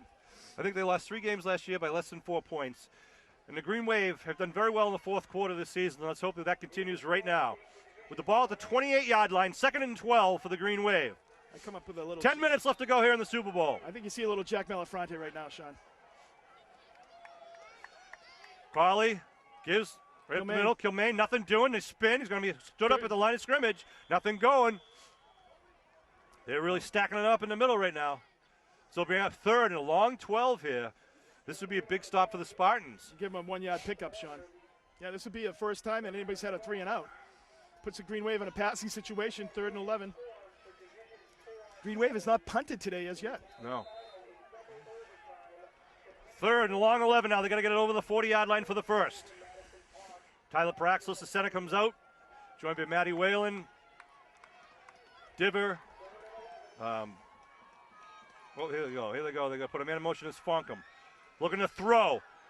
Looking for Buckley on the outside. Buckley's got it. First down, Green Wave at the 41-yard line. Mike Buckley. And a flag thrown. Oh, there's another push there by number 11. That's going to cost them. Let's hope it's against the white there. It's not going to be because this guy on this side is horrible. Well, it's a first down anyhow. It's a dead ball foul. So it might be on both sides. It might be on both sides. So it's both sides. All right. First so down why bother throwing the flag at the 41. Yeah. Referee Dean will make the call here. Dead ball foul. Personal foul against the Green Wave.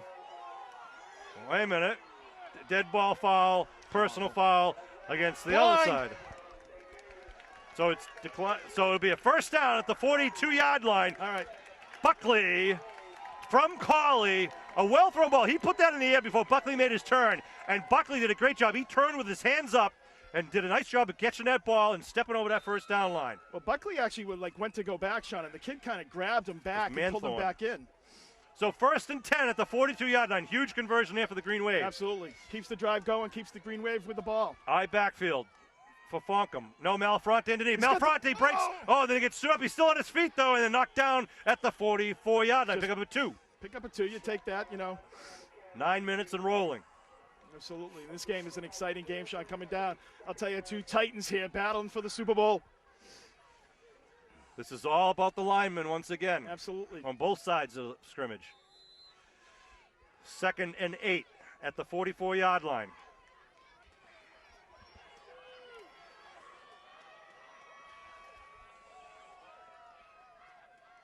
Snap to Cawley. They give. It's the inside handoff to Farkham. Farkham. Oh, he bobbled it. Get about 1 yard. Split second cost him, Sean, because Yep. he had a hole He had an there. opening. He did. He just could not get the handoff cleanly. He makes up a 3rd and about 7 here. At the 45. Oh, he was gone, Sean. He had a nice hole. The did. Green Wave line opened up a nice hole there on the reverse, inside reverse. That was a nice call, too. A little misdirection there. So we got Whalen and Arkand and April and Paraxelis and Diver there on the line. You can see Matt Diver talking to his lineman, saying, "This is it, Well, guys. Let's Sean, go. that Let's was make great this." execution. We're talking about that 3rd and 12 there. Nice execution there, Brady on the down and out, and that is just something that they've been able to go to when the chips are down. The Green Wave taking advantage of Brady's size there. Farkham out wide to the Buckley's far size. side. Buckley out wide near side. I backfield. They fake the throw. They're trying to set up the screen. Now they're trying to throw. Oh, and Cawley slips down at the 35-yard line. Tough break there for the Green Wave. Ooh, that's going to be a loss of 10 on the play. 7, 9, wow. So it'll be now 4th. Yeah, 4th and 17. Woo. So, St. Mary's did a nice job of kind of defending the screen. They had kind of a couple options there, but I think he really wanted to go deep with Buckley, just kind of throw it up there. So Halpin will be coming on to kick for the first time.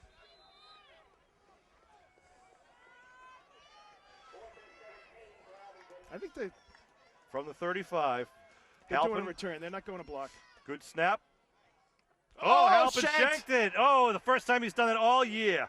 All Can't right. take that away. So it gives a little life for the Spartans. A good field All right. position at the 40-yard 40-yard line. Oh, that hurts. But, like you said, Sean, you can't. It's like the ball's slippery. He hasn't been kicking it all day today. It's a dead ball, yeah. So, let's see what happens here now. The Spartan offense comes back on the field with 7:01 left to go here in the game. Good field position at the Abington 40-yard line. The Green Wave have stopped them in the first possession in this second half. Cassidy calling the play now. The Spartans break their huddle. So Collier, they're going back to their tight formation here, Sean. Yep, Collier near side formation. wing. Collier in motion. They pitch to Collier. Collier right side. Got some Collier room. breaks it. Collier's still on his feet inside of 30, inside of 25, down to about the 24-yard line. Good bit of running there by Jordan Collier. Kind of just nice power running. The Green Wave, was able to stop that. And this right there, they came back much like they were running on that first drive of the game. That's amazing. It is just a short toss. You'd think that there'd be more fumbles on that type of play. Ball at the It's almost 25-yard like line. the guy just tosses it up in the air. He doesn't really toss it to him, and he kind Right. of runs into it and catches it. Same formation. Gaeta in the backfield. 1st and 10 at the 24. Crossing back. plays. Collier coming in. Collier, nice Nice hit. tackle at the 21-yard line. That was Bavila coming in to make that open field tackle. Coming up from his safety position. Nice read by him. Just a 4-yard pickup there for the Spartans. 6 minutes and 20 seconds and counting here in the final quarter of the Super Bowl. Ball on the 21-yard line. Green Wave up 14-8. The Spartans with the ball. 2nd down and 6. Jake Cassidy, the sophomore quarterback, coming off the sideline. Sean Riley, Kevin Whalen, Bill Davis, and Norm Casely bringing this Abington Green Wave football action. It's been our pleasure. 2nd down. Spartans now. Give Gaeta up the middle. Gaeta still on his feet in the 20, stood up, then taken down. He dives forward. They're giving it down to the 16-yard line. So it's going to be 3rd and about 1 here for the Spartans. Someone's down for the Green Wave. I don't know who that is. Looks like Manzo, I believe. Manzo, number 22. It looks like his shoulder. Oh, yeah. His shoulders. Manzo may have dislocated his shoulder there. That's too bad because he's a good receiver as well for the Green Wave. Another weapon on the offensive side of the ball. That's a painful injury. 5:36 left here on the clock. So it looks like 3rd and 2 actually, Yep. Sean. They got to get it into the 15. 15-yard line. And obviously it's 4-down territory for the Spartans, but Green Wave defense has answered the bell previously. Manzo will have to come out regardless when they stop the clock for an injury. Yeah, he looks like he's in some pain. Yeah. They're going to try to stabilize that shoulder. Yeah, he's he's upset that he's coming out of the game. Dave Manzo has had one whale of a season for the Green Wave. How many Absolutely times have we has. called his name with some incredible catches, some incredible defensive play by Manzo? Some great interceptions this year. Yeah. He really has done a great job. And really came on as a senior this year to have a super season and really kind of, help this team to this 12-0 and be in the position that they're in. 3rd and 2 now at the 17-yard line. Again, Gallardo, the lone running back behind Cassidy, wings on each side. Collier in motion to give, the quarterback keeper, he dives forward, he's short, I believe. He's short. He fell. If he gives him that, are you kidding me? Oh, Jesus. Did he pitch? He did pitch it. They said he pitched. I didn't see the pitch. Yeah, Collier, no. Oh, they give it right to the 15-yard line. It's a first down. All right, 1st and 10 at the 15-yard line with 5:22 on the clock. Yeah, they got to learn how to spot that ball, Sean. He's down early, way before the 15. Good foot. Well, coaches here said that he actually pitched the ball there, and it wasn't a quarterback, but I lost it. So here we go. Green Wave D trying to stop him here at the 15-yard line. Again, the same formation, the tight double wing. Collier in motion. They fake it, looking to throw. They have a man in the end zone, wide open, and it's what a play! He bobbled it. Oh, what a huge play! I'll tell you, you talk about hustle and not giving up on the play. Clearly beaten. That's right. DeCarly didn't give up on it and was able to drill him out of bounds, so the ball just lands harmlessly in the end zone. Brian DeCarly could have just made the play of the game. Wow. Wide open. Took a long time for that ball to get there. And DeCarly was able to close the gap. Jordan Manthorn bobbled the initial reception, and then DeCarly came in and creamed him. Put him on his keister, and the ball dropped. So 2nd and 10. Wow. Uh-oh. Ball right at the 15-yard line. 5:02 on the clock. They put a man in motion. Quarterback keeps, student body right. Cassidy, he gets hit at the line of scrimmage. Nice pursuit by the Green Wave. That's Sam Elefronte, number 50, and who but Scotty Jansen out there as well. And Dwyer, number 31. The senior captain. Dwyer coming up a little gingerly, but he's keeping himself in the game there. 1 yard pickup there for the Spartans. 3rd and 9 at the 14. I don't get that. They've been doing a really nice job of driving on this drive here for the Spartans. I don't get why going to that pass. I know they have the opening there. They could have scored, but you're a running team. I mean, put yourself in a position. You got 4 shots at it here. Timeout call by the Spartans. This is huge series right here, because if the Green Wave can stop them and have the ball back for 4 minutes and just kind of run the ball downfield, roll that clock out, it'd be great. But they have 2 more plays here from the line of scrimmage, 3rd and 4th down. Oh my goodness. This is the great thing about high school sports. Absolutely, Sean. I want to thank WATD, who's also here broadcasting live. They've been great for high school sports, and especially Abington High School. They do a great job. They've almost been, there's so many games this year. It's like the Green Wave Football Network, Sean. They've done almost their games. It's like probably 7 or 8 games for the Green Wave this year.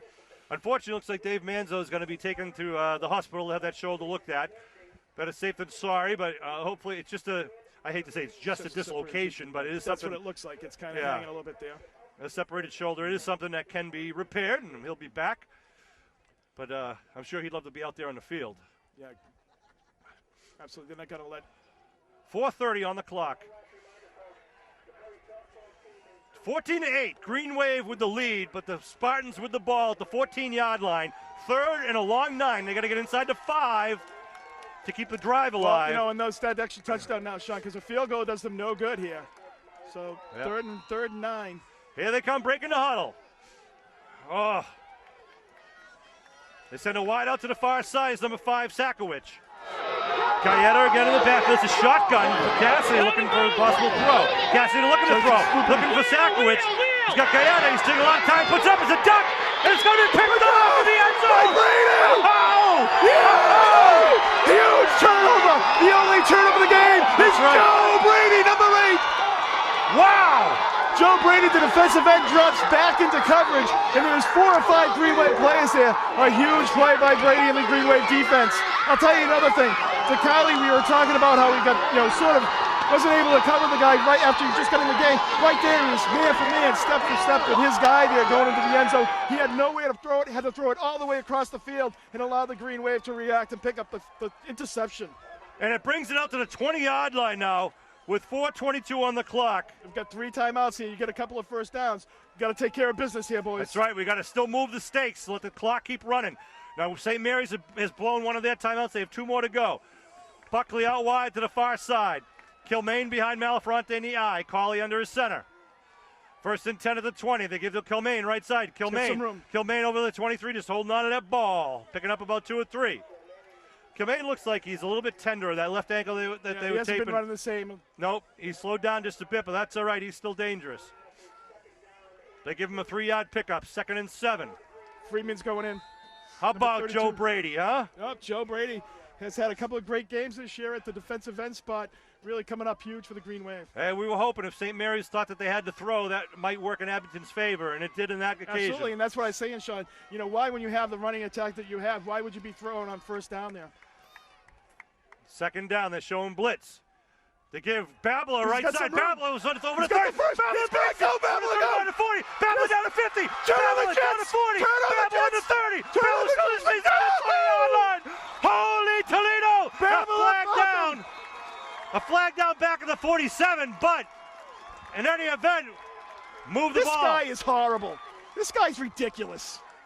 Wow, what a run by Babler Funkum, the senior running back, number 10. I mean, it was so far behind the play. Oh, come on. What'd they call it? I'm sorry. Pushing the back. It's ridiculous. Well, Babler's 30 yards downfield. What a joke. Hey, why don't you keep him in the game? 3:29 to go. Horrible.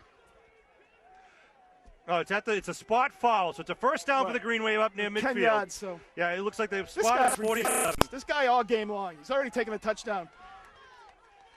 So it's going to be at the Green Wave 43-yard line.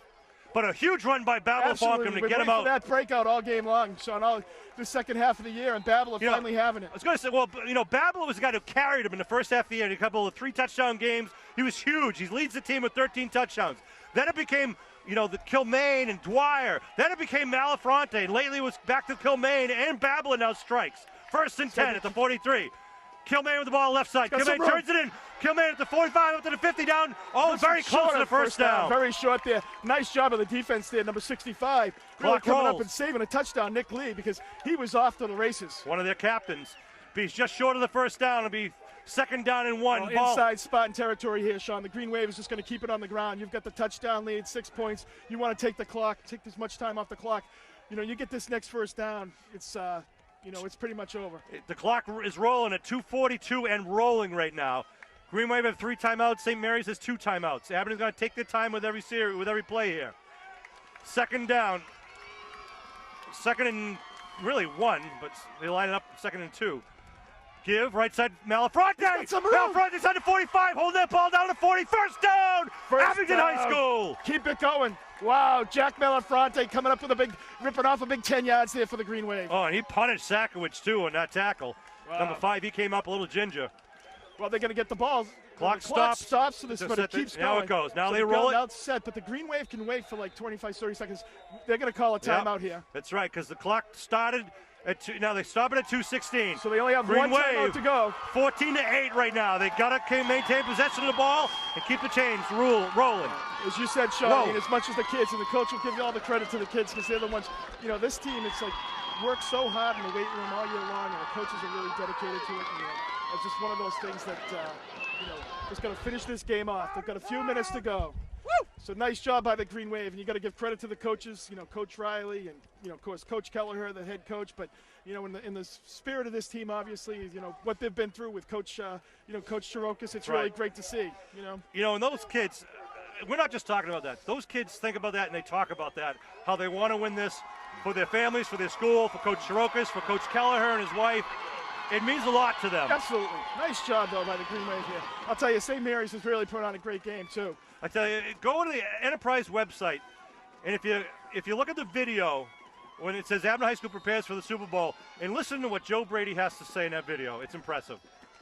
1st and 10 at the 40-yard line. Malafronte, the lone running back. 2:16 left on the clock. They give to Funkum, right side. Nice Funkum inside the block. 40. Funkum spins inside the 35. They're trying to grab the ball, and he's inside to the 34, but where are they going to mark him here? He's probably going to put him at the 35, but he's really the 34. I'll tell you, Matt Whalen put some leather on a kid. He really just sealed that edge so Falcom could come up and cut in. Nice job of pulling by Matt Whalen on that block in there. He's been awesome all year. So it's 2nd and 5 here for the Green Wave. Minute 52, one timeout left for St. Mary's. Not looking good for the Spartans. Paraxelis, Whalen, Arkand, April, Diver. Those are your 5 linemen who've been winning these games. What seems to be 13 in a row. Minute and a half to go. They get right side, Malafronte. Malafronte with the ball, gets stood up. Geez, where's the whistle? Blow the whistle. Jesus. I know it. Jeez, Someone's going to get hurt. blow the whistle when the kid's not down, but then, Bill, I don't know if you can get a shot on the sidelines. Dave Manzo refuses to go to the hospital. They just taped him up down here. He's got his shoulder. His shoulder is what do you call it? It's basically taped so he can't move it. That's the last time out here for the Spartans with 3rd and 2. So if the Green Wave gets it, the Super Bowl champs once again. 1:22 on the clock. I'm sorry, was that St. Mary's last time out? That was their last time out, right. So they've got 3rd and 2. So Green Wave obviously have 2 downs here. If they can get the first down, they win the game. The game is over, that's correct. So. Oh, sports fans, this has been a hell of a season. It has been for a heck of a Abingdon High game, School. back and forth. And I'll tell you, Sean, we came in, and you even said in the first quarter, this is going to be a high-scoring game, and it's 14-8. I know. Kudos to both defenses. Abington scored both possessions the first time. There's our good luck charm, Nick Malafronte, here watching his brothers Jack and Sam, number Sean, 41 and number 50 respectively. Both times the teams touch the ball, they end up going right down the field and scoring, and somehow the defenses were able to come up. A lot of being able to, both offenses were able to move the ball, but the defenses just kind of settled down once they get down around the 30-yard line. How are we going to find a place big enough for a Super Bowl banquet? So and I'm going to say it right now, if you want to advertise, call me. 3rd and 3. 3rd and 3 for the Green Wave at the 33-yard line. Carley gives to Malafronte. Malafronte in down to the 30-yard line. He's got the first. He does. Let's see it. They stop the clock. And it is a first down. And that's going to be enough to give the Green Wave. Hey, you got to keep it together. Congratulations, Mike Bruning. Coach Scott Piper up here with us. Hey. The Abingdon Green Wave. Sean. Going to put another notch in the Super Bowl. I think I can say it. Super Bowl, man of Muskegon. Woo! We're going to ask you to say that one more time later at the end of the game, too. 1st and 10 for the Super Bowl champion, Abingdon Green Wave. 1 minute and 5 seconds to go. The victory formation. Carley's going to down it. Let the clock keep rolling. And here we go. 59 seconds. Abingdon Green Wave. One more play. These guys earned it. They fought every game. 52 seconds to roll, and they're going to do that one more time. You don't take anything away from the St. Mary's Spartans, though. 3 years and 10 years. Great job by Coach Kell. Absolutely. This is a heck of a game. This is one heck of a team. They've got some big kids up front. Really talented, hard-fought game. This is the first undefeated Abingdon High School team since 1956. Well, and 13-0. When teams talk about what team is better, Sean, it's tough to beat perfect. That's right. There it is. Brandon Carley holds the ball up. 24 seconds to close. Calling, and that's going to be it. The clock will roll. The Green Wave will celebrate the 2012 Division IV Super Bowl Championship with a final score, Abingdon 14, St. Mary's 8. The teams will shake hands, and Abingdon will celebrate. Great job. What a game, Absolutely. and what a season. What a job. It was a great season. Gosh, the defense there, I'm just shocked that it ended up being 14-8, Sean, after that display of offense by both teams. So. We're going to let the camera roll. I'm going to get down on the field and talk to a few of these guys after they shake hands. I want to thank Bill Davis, of course, for doing the camera work up here, and Norm down in the field. We'll see if we can get some kids to talk to you on the camera.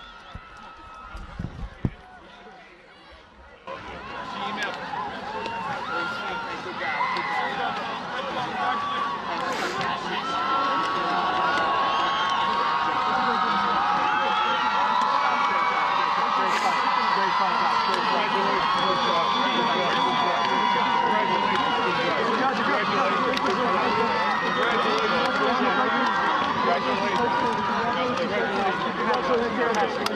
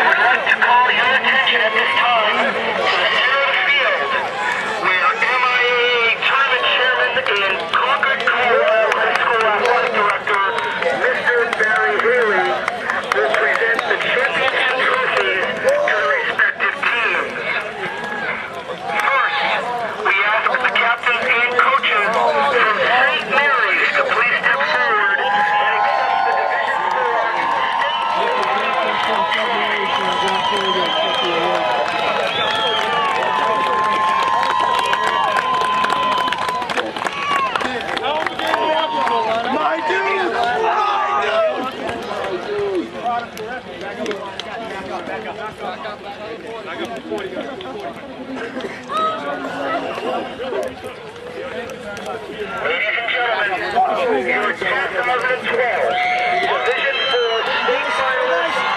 Hey, excuse me, move you guys, please.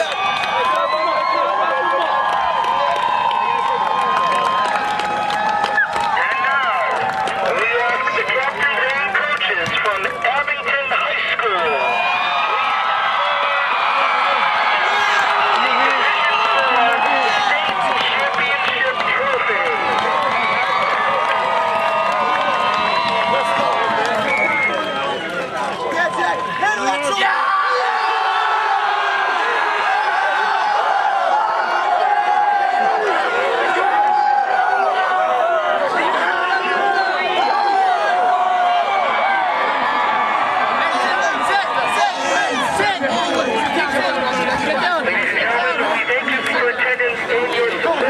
Everybody down, everybody down. Drive safely and have a great day.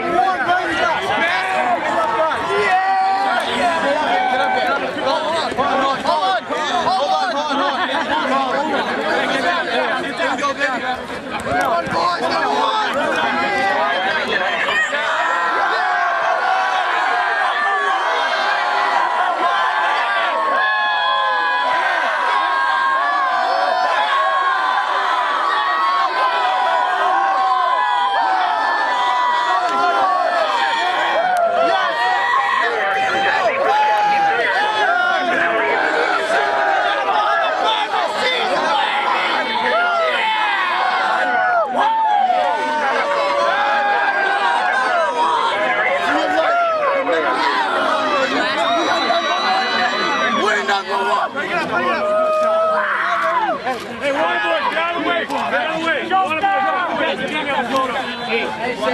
Memorial. The memory bank, baby. The memory. Hey, wait for this guy here. Hold on.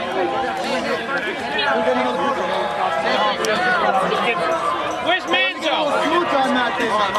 He's in an ambulance. They took him out? Yeah. I think he stayed for the end though, I think. We're number one, baby. Number one.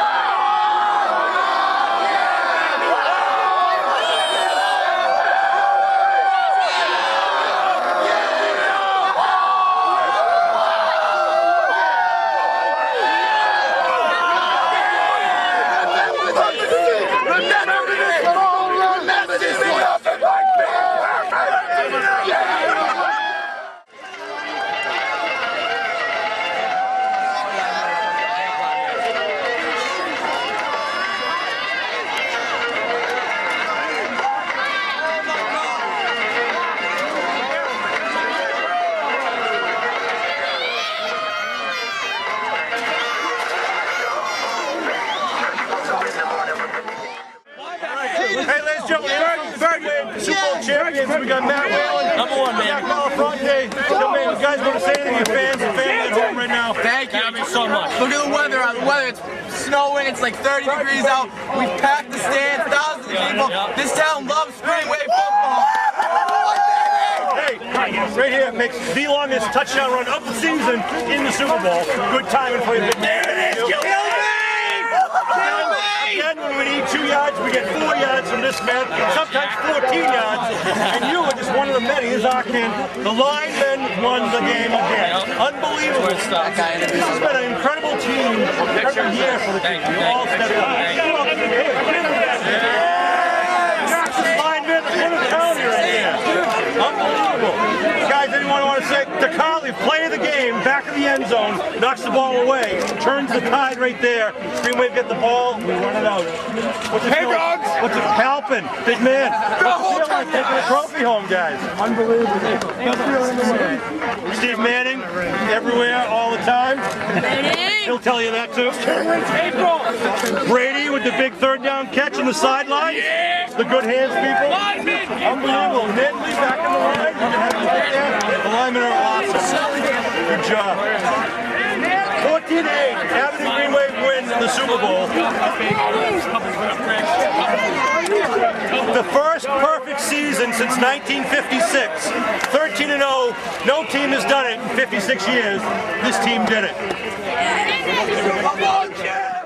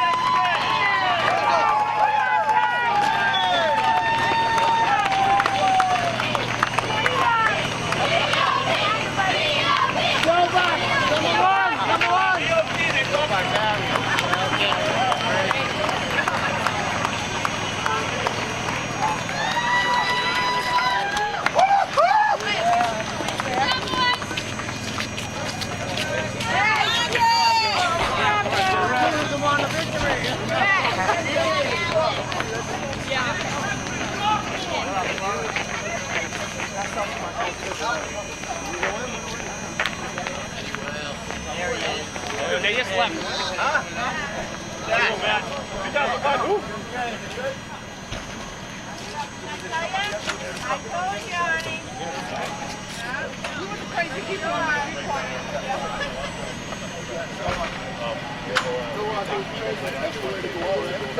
Unbelievable game.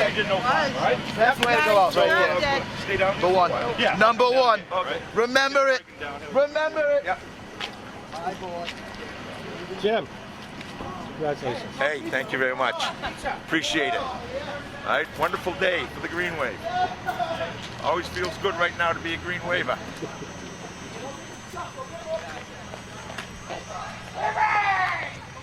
Is there anything else in there, Fab? Hey, what's going on?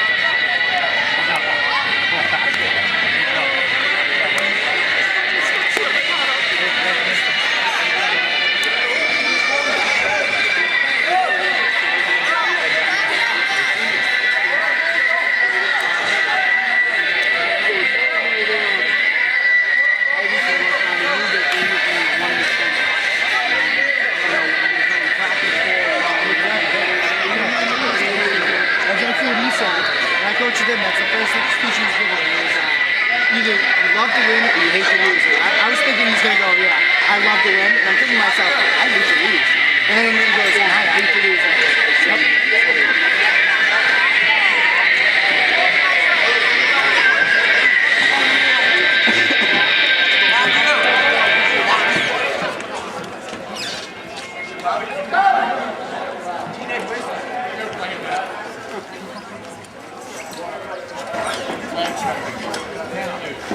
This is the quietest it's been all day with food and stuff in them.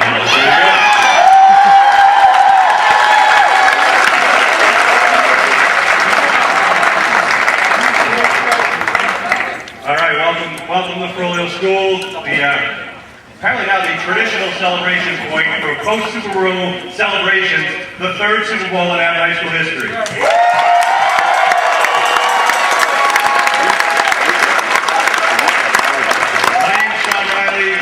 Kevin and I had just a thrill along with Bill Davis, our cameraman, and we're storming Norman Casely. He's always hiding around getting shots. Sneaking up behind you. There he is, right up there on the stage. You make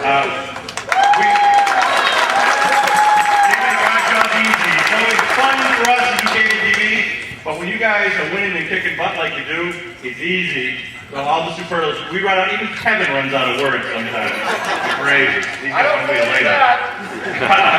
I want to first start by introducing our Boosters president, Chris Nagel.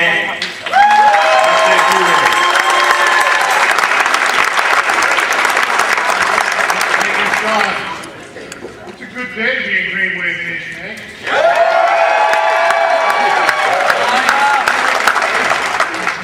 This is awesome. I said to my father a little while ago, yeah, for the first time in a long time, it feels good to be the president of the Boosters, really. On behalf of the Green Wave Boosters, cheerleaders, football players, seniors especially, what a tremendous effort, what a tremendous day. We could not be prouder of you. I'm happy to be part of the organization. We support all the good stuff from Abington. You guys epitomize it. Congratulations, great team.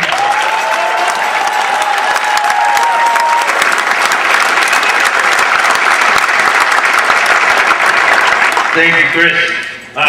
We don't have a lot of time here, but we're going to use every minute of it. And the next guy is the biggest threat, using up a lot of minutes of it. I want to introduce the most popular gentleman in Abington, the 39th year varsity coach of Abington High School football. He's an alumni.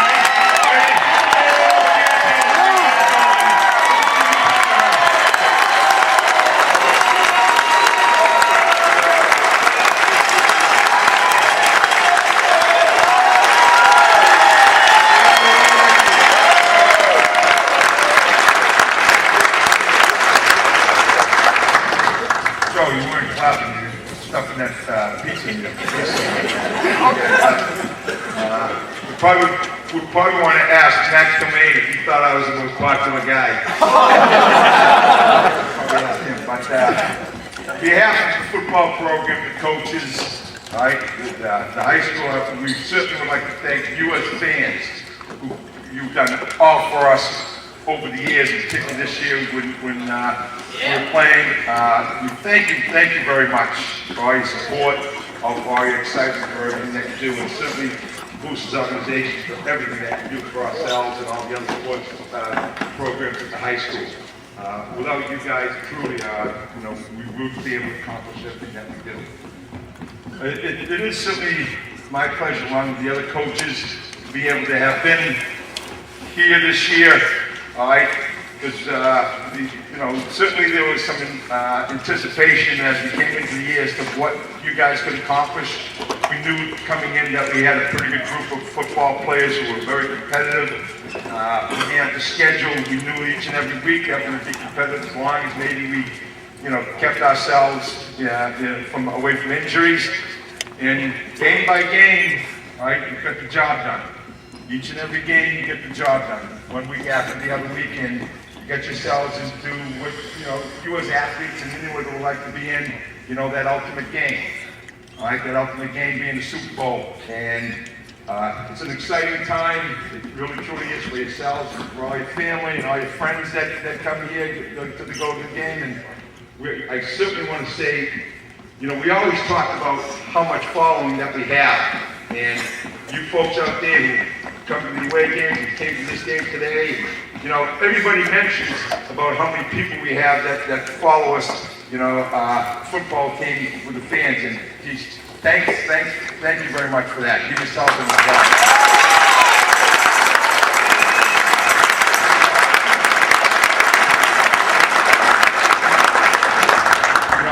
All athletes understand how difficult it is to be successful, you know, in competition.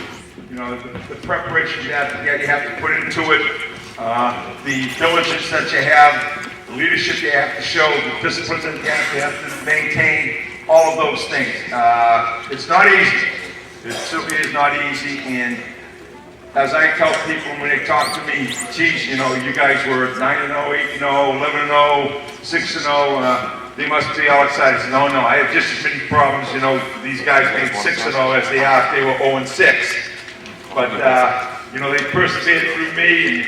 And, you know, with you know, when I probably raised my voice to them a little bit, but they certainly performed and did what, you know, we asked them to do. I mean, whether you be the defensive back or the quarterback or the lineman or the punter, all right. You made sure that you worked as hard as you could. You made sure that you listened to what the coaches were talking about in terms of each and every game week, game plan, and you accomplished all those. And your ultimate result was being sitting here at 13-0, which is going to be a memory that you're going to keep for a long time. Yeah.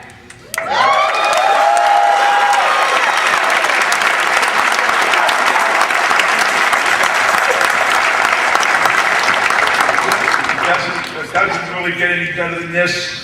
I don't know, you know, what you have to do for an encore, but I guess, you know, that's for a later date.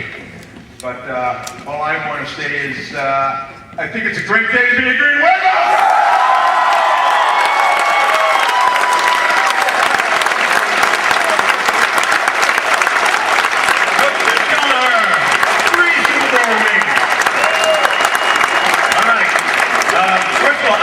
Also, if you drove around town and you'll notice this community support, the Ale House, the Sub Gallery, Truth and Real Estate, Sion's Landscape, Abington Bank, the Ann's, Fiore Brothers, Midway, Cape Cod Lumber, Abington Police Department, all the families with the Go Green Wave sign, and of course the infamous Snowman at Abington High School. Thank you for your support. And especially I want to thank Mike O'Connell at the Ann's Restaurant. He donated 50 pizzas here for the team and for the girls. I'm feeding these guys just for the hell of it they had going into this game. So congratulations to you and thank you. All right, I want to introduce the offensive and defensive coordinators for the Abington Green Wave football program. Oh yeah! Coach Ed Riley and Coach Jim Daly. Come on up.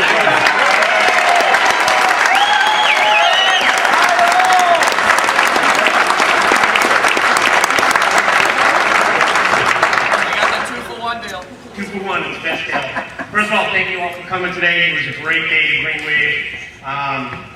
You know, it wasn't all about just football this year. We played with Elaine Kelleher in our hearts and Mark Strokes in our thoughts and prayers. We out there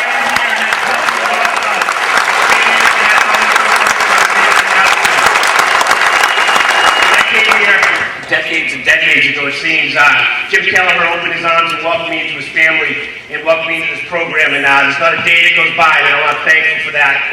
And I really appreciate being here, and I can't see myself anywhere else. And as far as these guys right here, they all know how I feel about them. They came out and did everything we asked and then some.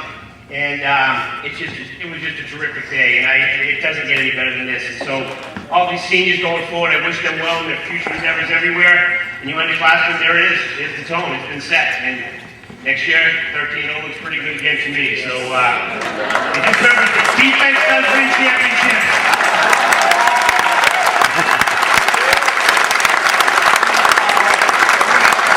I also want to acknowledge Mark sitting there today for everything that he's done for this program for all the young people.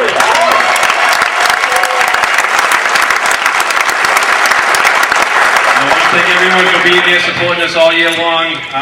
You know, cheerleaders especially, thank you for everything, being down in Holland the cold days. The Water Boys for serving that quality H2O all year. The Coaches, the support they give Caroline for all her emails, keeping us up to date, being a support. I also told myself if I was going to get emotional at all today, I was going to just look over and see Steve Wakeman's little face and I just cheer right up. But to the guys, you guys obviously 13-0, nothing beats perfect. You know, I'm never going to be able to take that away from you guys. Underclassmen, as Coach Haley said, they set the tone. We've never ever gone 13-0 here. We've never gone 13-0 and won a championship. But the other thing is we've never gone back-to-back either. So we do have something to strive for next.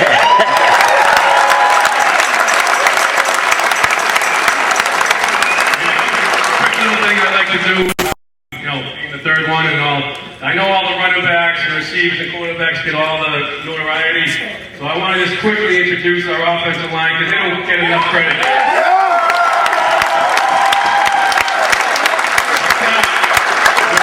John April. Yeah! Right next to him, Maddie Allen. Ryan Nickley. Tyler Braxton. Tony Atkins.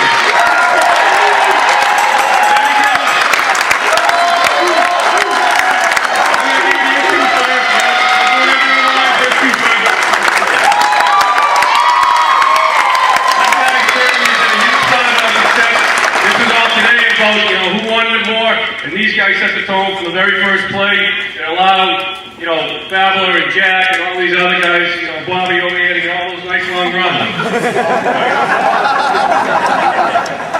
But it's Wednesday seniors, you guys have been amazing. I love all you guys. We're always going to have a special bond. And just remember, you always be good at number one, and don't step in number two.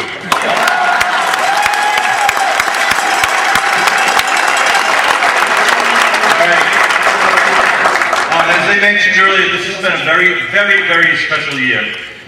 The last time an Abington team went undefeated through the regular season and through the playoffs and into the final game of the year was in 1956, which is actually my dad's year and Coach Brown's year when they graduated, when they played down high school. So it took another 56 years to get here. These guys did it. 13-0 was unheard of.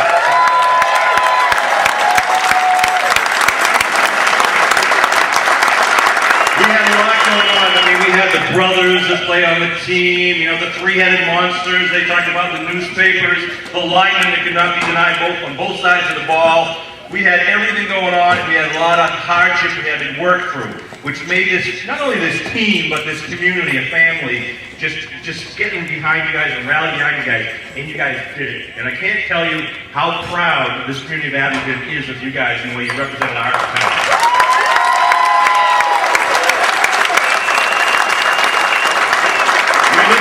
We miss Elaine Gulliver. We miss the jerseys on her, you know, blowing in the wind in the backyard when she used to clean the jerseys, the things that she did to keep him on the straight and narrow, to make sure that he was doing all the work he should do for you. And we had two other guys that, I don't know how they did it, but they were going through their own struggles. But they got you guys going, and we worked to make this team work for them. And I want to introduce both of them one at a time. Coach Shirokas just told me he'd like to say a few words to you.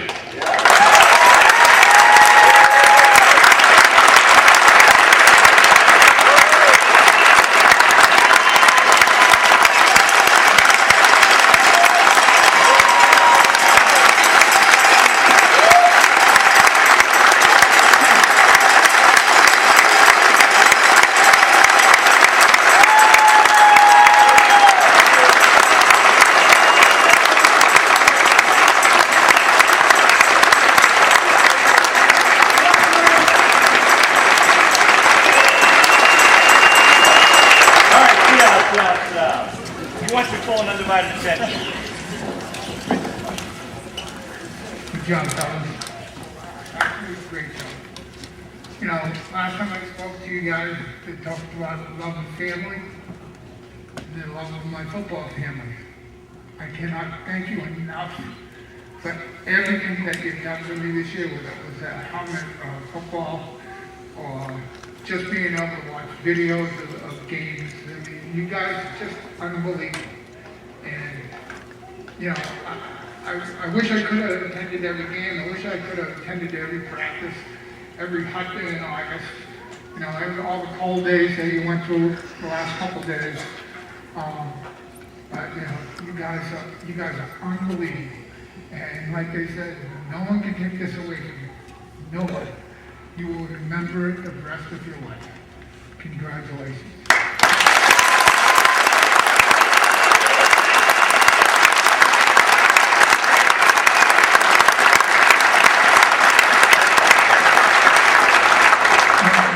I'd be remiss if I didn't thank everybody in the town of Abington, everybody here, for their thoughts and prayers, because through some of the most difficult times that I've gone through, I think about these guys in front of me. I think about your thoughts and prayers and your well wishes, and it pulls me through every day. So any day I have a tough one, I think of you guys, hands included, and it gets me through it. I thank you so much from the bottom of my heart for all your support.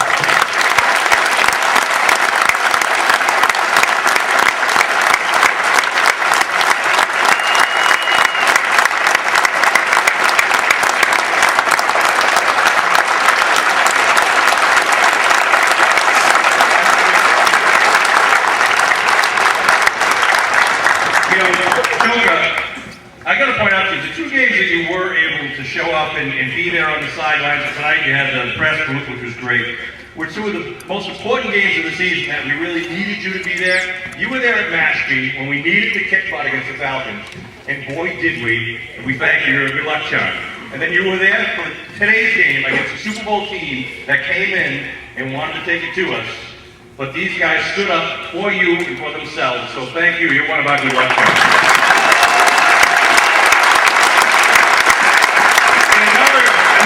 He's been quite a good luck charm, and he'll tell you that himself. I'd like to give him the microphone, and he'd like to say a few things. Nick Malafronte.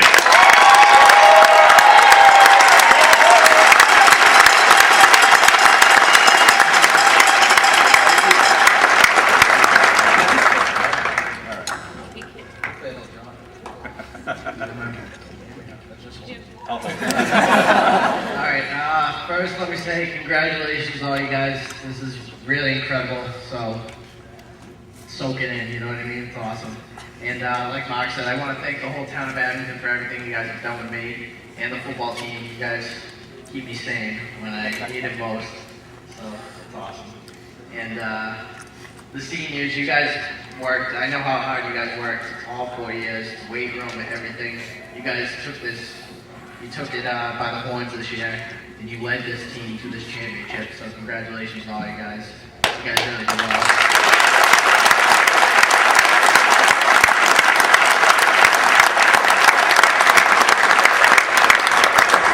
And I always give Jack and Sam crap about who the best team in Abington High School history is. And I'll fight to the death saying it was my junior year's team, the 2009 seniors. We had the best football team of all time. But now, record-wise, you guys went 13-0, won the Super Bowl, so I think you guys have it.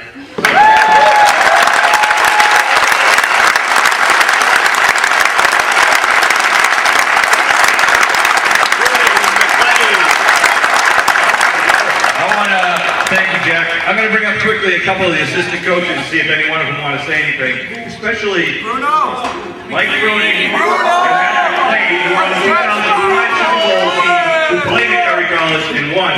Scott Piper has been one of my good luck charms. Coach Poulin, Coach O'Brien, Coach McGuys, and all these guys. Coach Brown, want to step up here?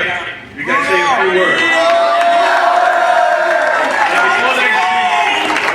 These guys right here volunteered their time the entire offseason to open the weight room for us 7 days a week. Very reason why we're here today.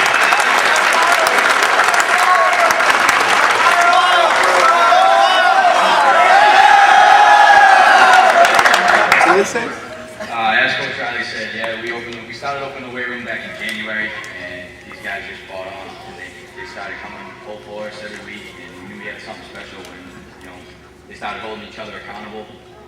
They started talking big things, and they started backing up the big things they were talking with their work ethic.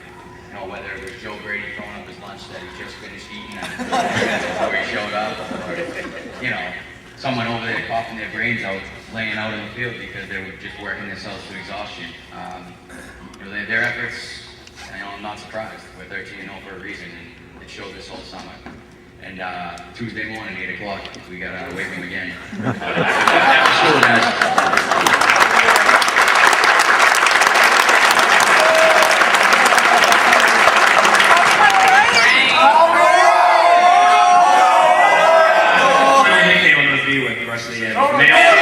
What else? Means where I rank on the coaching staff. My answer to that is the bottom of the totem pole is the foundation.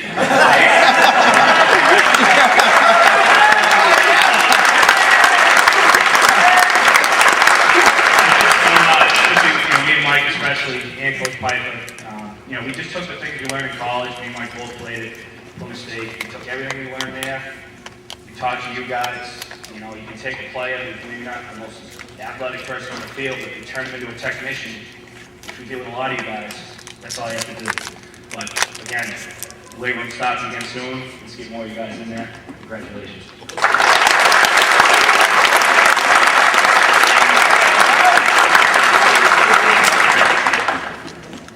Well, this is nice, guys. This is nice.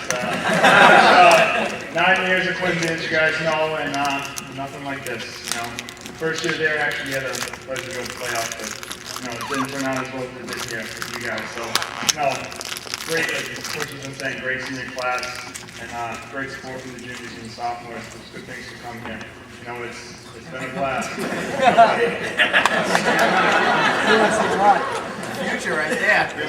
Don't let distractions. They're running around. Everybody's giving their speeches. Hey, buddy. You know, again, I'd just like to thank you guys and thank the town and everything for the support. And I know the families at home too. You know, your families supporting you guys and our families back at home. You know, putting up with us.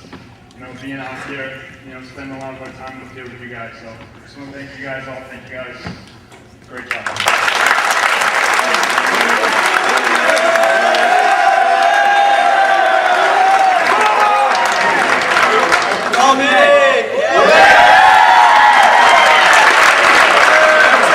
How's everybody doing today? I love all of you guys. And let's say this. How does it feel to be a Super Bowl champion?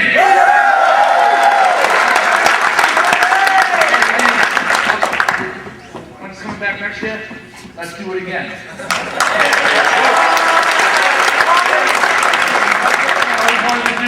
The champs are here!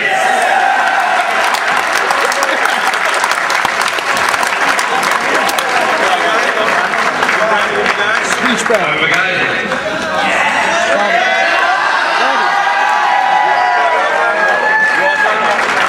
just want to thank this special group of young men. It has been such a thrill and a privilege to have worked so hard this year with them. Something that all of us as a community, as a team, and the staff will always remember. It's been an amazing ride. Enjoy it.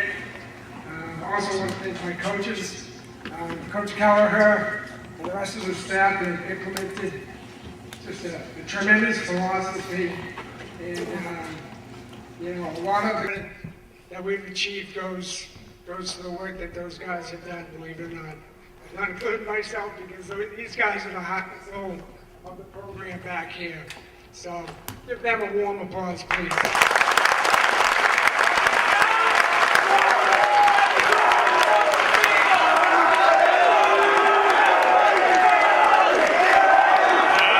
Popular demand, our freshman football coach, Brownie.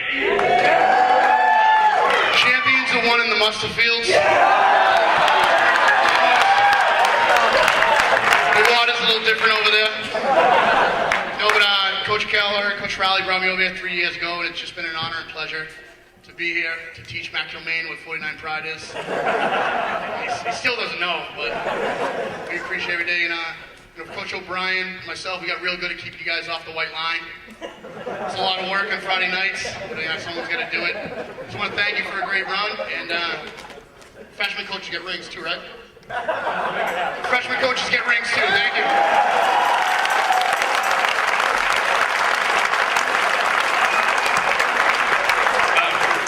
Just so you know, I want to send a thank you. A lot of things went into this season, and even to this event right here. I want to thank Avenue Youth Basketball and Ken O'Brien. They were scheduled to have this gym the entire afternoon. I called them and I said, I got a little conflict. I need to borrow the gym.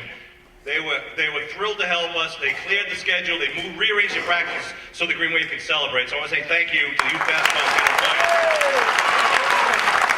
Also to Steve Judici, who's our custodian here. He was great. He helping us set up before you guys got here. And I want to thank the Abington Police and Abington Fire for treating these guys like royalty today.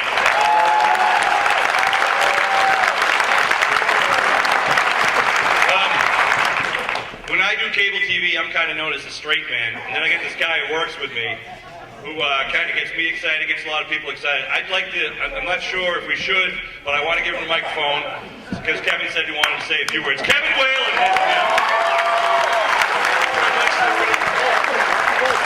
I only have one thing to say. Super Bowl lead Muskegon!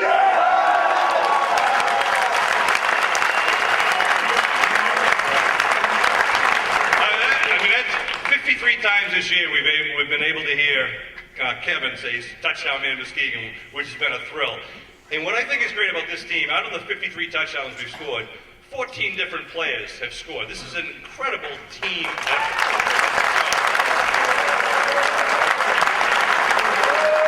Hey, we got to send a shout out. These guys, you are now the ambassadors of Abington High School. People look up to you, people respect you, and they're going to congratulate you the next couple of weeks. And I hope you will wear that mantle proudly and really represent our school and our town and continue to do so.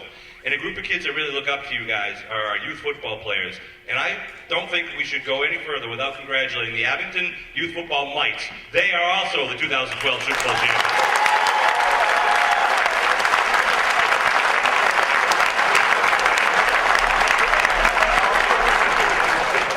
And Matt Whalen wanted me to say that the junior class auction is Friday night, December 7th. All right, I'd like to introduce the captains. The four captains of Abington High School football. They want to come on up together. I'd like to say a few words. These guys are four of the 15 seniors. We had a roster of 56 here for the playoffs. Every one of you guys will get a ring. We do need the community to support us now. We have to now, my wife's going to kill me, but now I got to organize another Super Bowl banquet for the Abington Green Wave, and we'll need this community's help to put that all together. But if we can introduce Jack Malafronte, Tim Ferguson, Brandon Colley, and Pat Dwyer, our captain.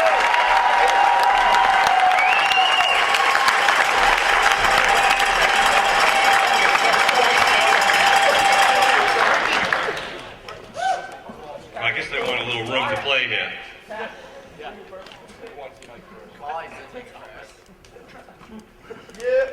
just want to thank my family for coming to the game and all the fans for coming. And it's been a great season, and I enjoyed every moment of it. I'm going to miss everyone. I just want to thank my linemen for keeping me healthy all season. They don't get the credit that they deserve.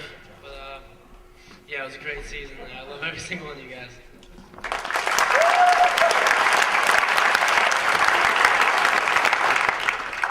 I want to touch on just the coaching staff. You guys are amazing. Bruno, we know the work you put in about all the sleep you don't get, watching film at work, and don't tell your father that though. And just the coaching staff in general, we all understand the work you guys put in. It's unbelievable, and it pays off. And then also just the team in general, especially the underclassmen. You guys made our senior season special, and you guys will definitely appreciate that next year, and you'll understand where we're coming from. So hopefully you guys can have a special senior year too.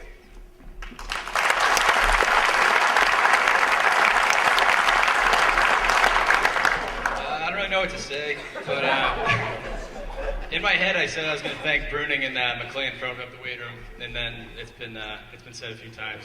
But again, thank you to them. I puked a billion times in the summer, having them work me like a dog, on my knees outside, sweating. Picture it. It's bad. Without them, we definitely couldn't have done this. Just an amazing year. Last year, I looked at Riley and said we wouldn't lose again after Cohasset, and we did. We lost to Anthem. But I said it again after that. We didn't. So 13-0. Can't believe it.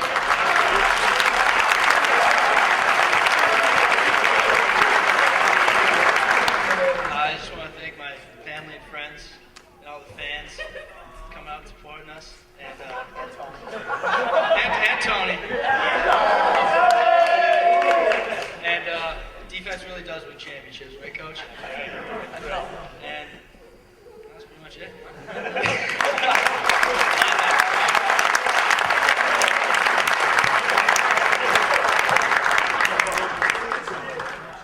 We also want to thank Sean and Kevin, because I know me and Coach Pfeiffer had the privilege of hearing firsthand most of the time what came out of their mouth before it actually hit cable TV, so thank you guys.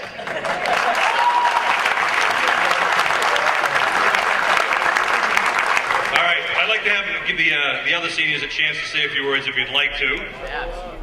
In no specific order. So let's see, Mikey Walsh, Joe Brady, Joe Buckley. If you'd like to, come on up. We'll take a couple of you at a time.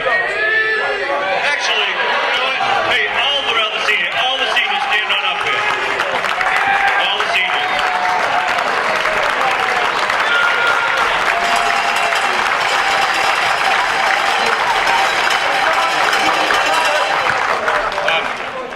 I'm going to ask them each, guys, if you could introduce yourself since you took your jerseys off, who you are. But I just want to mention one thing about the character of this team and what these coaches do to instill character and pride. I urge you all to go on the Enterprise website, enterprise.com, and just search for a video that's called Abington High School Prepares for the Super Bowl. I just happened on it the other night, and I told this to a few friends.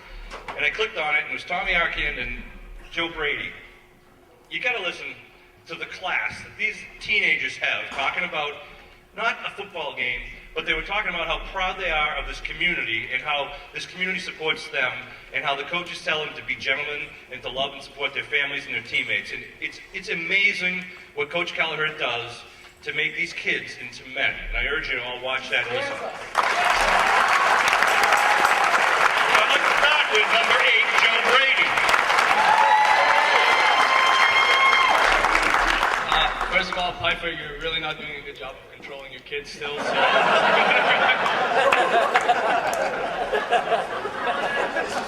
we'll be practicing on the game field. They're like 20 yards away, running right in front of us, so...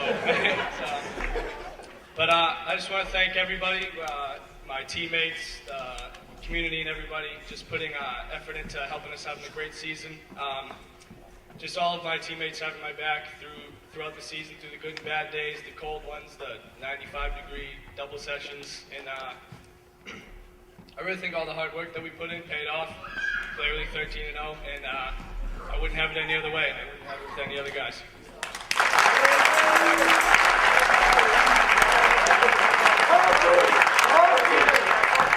Who do you want? The Musterfield. Who do you want to hear from? Our starting center, number 61, Tyler Braxler.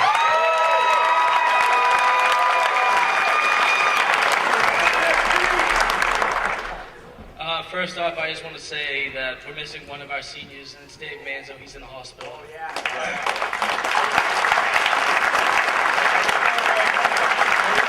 Hey, he's okay, by the way. His shoulder. Well, I just wanted to say one thing, and I'm happy that we can bring the championship back to the Musterfields.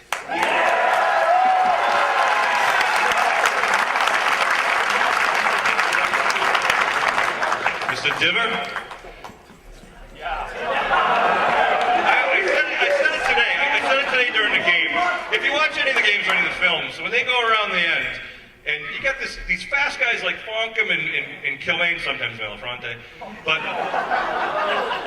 if you look who's within 5 yards of him, It's our 6'6" tackle sprinting ahead, scaring the bejesus out of the linebacking crew. So this is Matt Gibbon, number 75.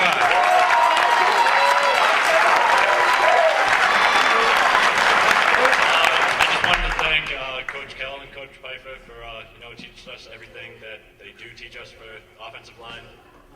Everything else that the scout team does do on defense, getting us prepared for every game every single week. Couldn't really do it without you. Thank you.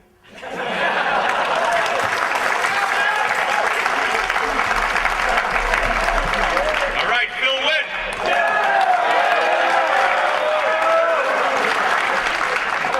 I honestly want to thank teammates and the coaching staff, but one coach in particular I want to thank is Coach Riley for letting me score my first points of the senior year.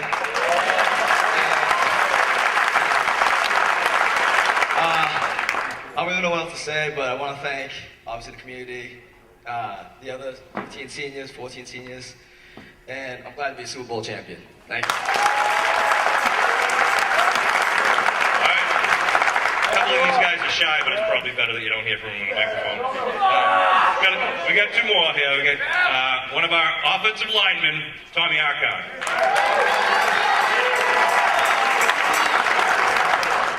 I just want to say thank you to the coaches, like Diva said, just working us every day and teaching us all our offensive line stuff. And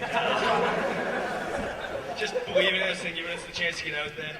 And the Scout D2 working us every day in practice. And the community just for rallying behind us and really supporting us all the way through the year. Thank you.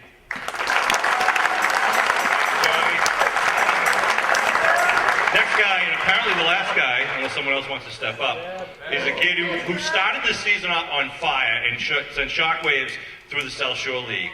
And then we started using our versatility of our offense, and he took a lead as one of the blocking backs, the guys who just gets it done for his teammates. And then he comes back, and he just shines when we need him to shine. And you saw that again in the playoffs, and you saw that again today. Number 10, Babala Fonko.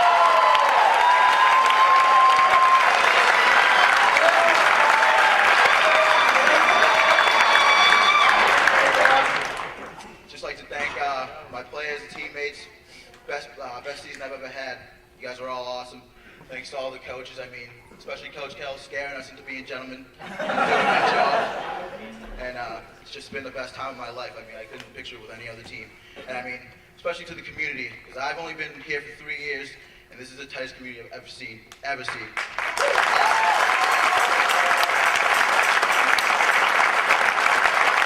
right, ladies and gentlemen, our Super Bowl seniors.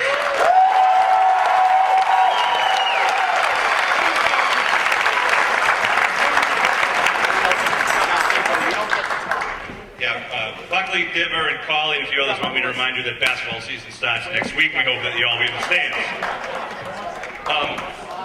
I just want to mention before we wrap things up, and if I'm missing anything, I want to thank, where is number 34's father? Tim Ferguson, who does all the games.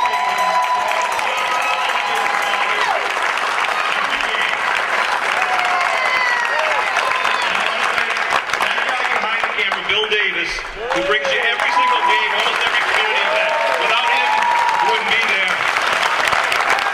But then this guy up here, Norm Casey on the sidelines, he does all the instant replays. I still don't know why no other community tries to do what we do, but we do it better, and we get better every year, and it's because of these two guys. Thank you guys for all your work.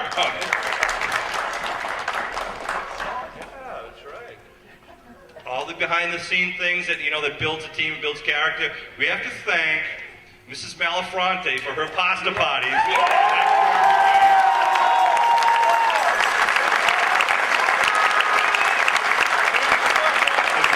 neighbors on Lincoln Street knew nothing what was going on, and all these cars would pull in, and the boys would come and have a great dinner and get ready for the game. And we thank the Malafrontes for giving back supporting the team. I know that everyone here is a fan of Greenway football, but I think I need to mention a few other guys who aren't seniors who were huge in getting us to this game, and in some of you guys, getting us through this game. And they're the ones that are going to be back here next year. And I'm sorry if I miss a few because we'll run out of time, but Vinny Picardi, unbelievable hands, number 20. dropped the ball. Al Freeman, 32. I would not want to be, taking a kickoff with him coming down the field looking for me. He's been doing a hell of a job. Jason Halpin, number 33. You watch Halpin during that playoff game. He had one of the best games I've seen all year from any defender. It was a hell of a job, Jason. John Plant, number 36. Guy, he's always where he's supposed to be. He's always where he's supposed to be. Does a great job. I want to send a shout out. We use sophomores, we use juniors, we use seniors, we use freshmen. Where's number 42, Sean Donovan, our kicker? Nice job, Sean. Welcome aboard. In the middle, number 50, Sam Bam Malafronte. Offensive guard. There aren't many much better than this. Number 51, Matt Whalen. Whenever we needed a big tackle or perhaps a timely interception, Scotty Jansen, right.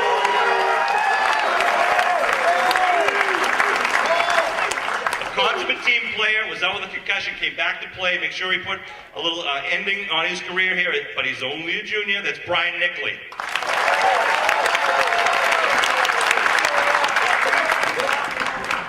They call him Springtime. John April, the big bad tackle.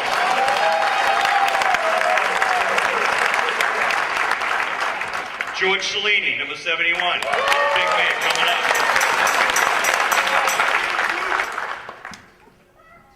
Number 66. Steve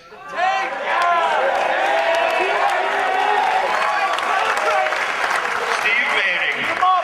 Just unbelievable defensive play by Steve Manning. You can put a guy, 12 inches taller than 100 pounds more, and I'll pick 3 Steve Mannings over any number 77 from Minnesota.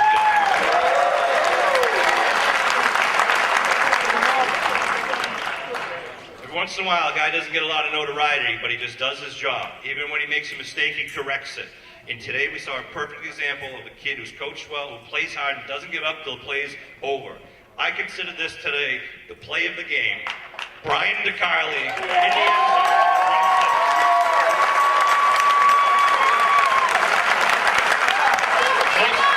Other teams would have given up on the ball, and the other team would have had a touchdown.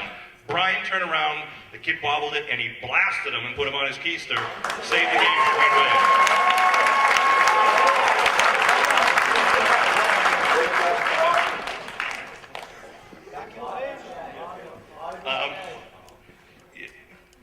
Why don't you stand up before I even say your name? Bobby. They call him Bobby from the Waterboy. Matt Kilmaine.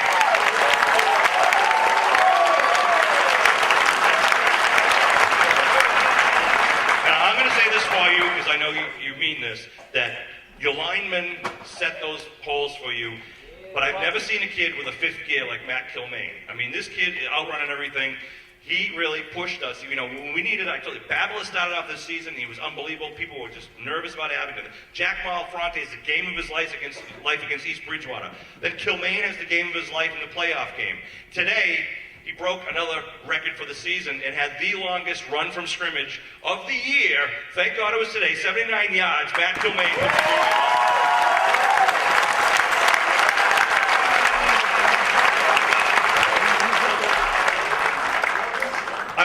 We've got a lot to look forward to for Green Wave football next year. The girls, I want to shout out to girls soccer for one of the best soccer seasons in girls high school history in Abington High School. I hope you'll continue to support Abington High School, not only the sports teams, but the school itself. We've got great kids in our school. They're teenagers. They sometimes make mistakes. But when you guys do something good, we're damn proud of you, and we're going to celebrate you and raise you up, and we're going to all do that for the next couple of weeks. Let's give them a big round of applause for our 2012 school champions.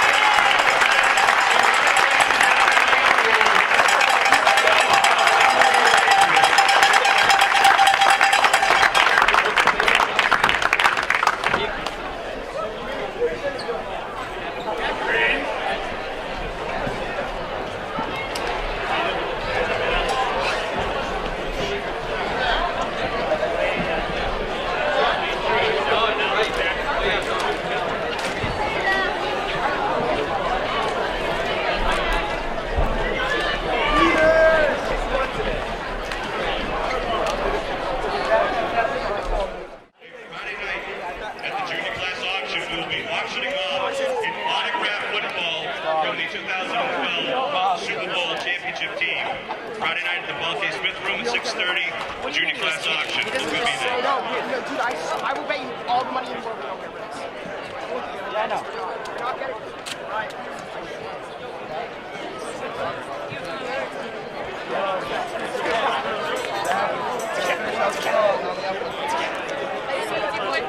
Hey, you know what starts now?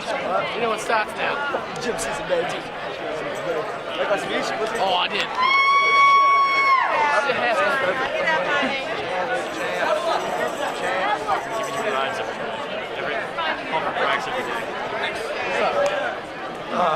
What are you doing, big bastard? What are you doing tonight? Good question. Tell me. Okay. I'll be fine.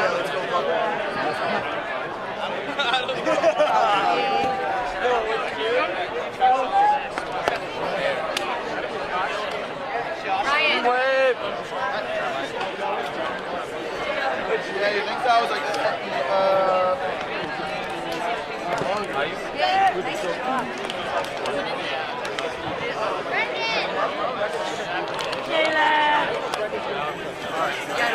I can tell. Oh my god. You're scared. I knew. We were going wild. I know. Could you tell? Like, we had the whole town. The entire stand was full. I know.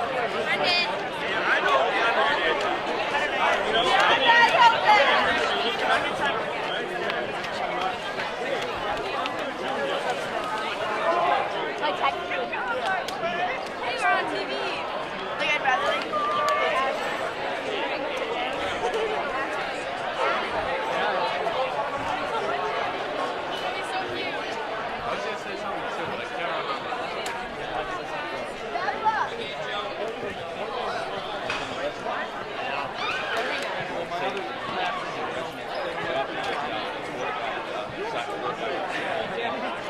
Yeah, really? No, it's just saying, we're looking at it. You know, you got captain. That's kind of like awesome. You want to cheese right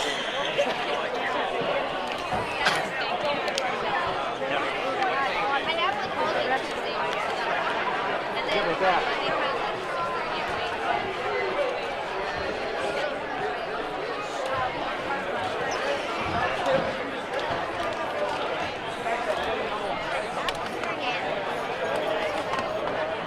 Oh, feels good. Hey, we were watching the film of you. So,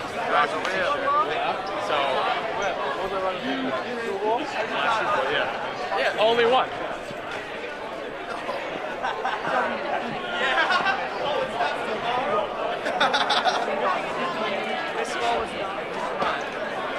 Maybe when you heard that, I can imagine it was like WWE smoking crazy. Coach! Almost first quarter. Coach, now we got a picture. We yell at Nate specifically. They basically blow us. Alright, what you doing? Somebody get me in coaching. You're good. Well, snake might be. We want it. We can just talk now.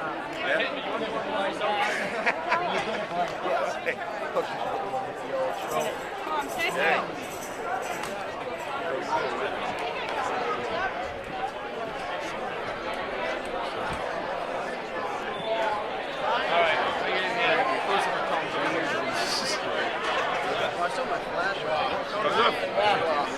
Sorry.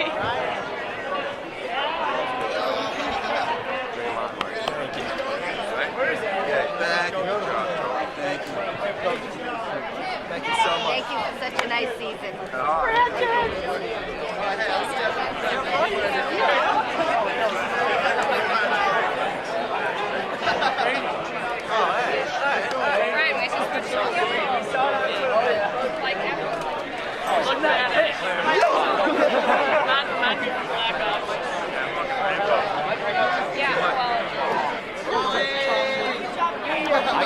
Yeah, I know. I'm shaving right now. I'm just shaving. I'm just shaving. They said they were going. So that's the worst thing. Then I'll give it a day or two. Good job. Why do they call you Sis? I I didn't know that was my nickname.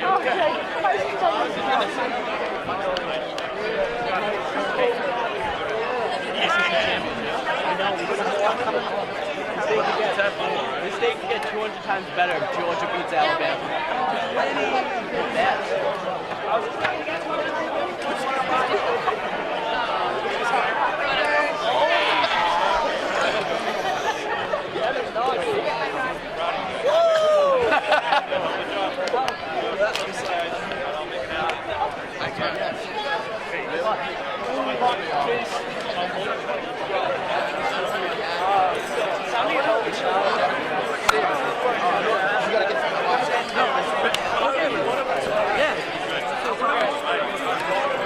What's going on?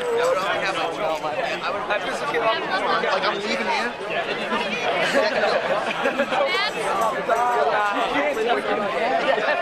You just like, I love J-Mal there. You see like a huge scrum and then you can see Jack like 30 yards away from it. I just gave it a joke.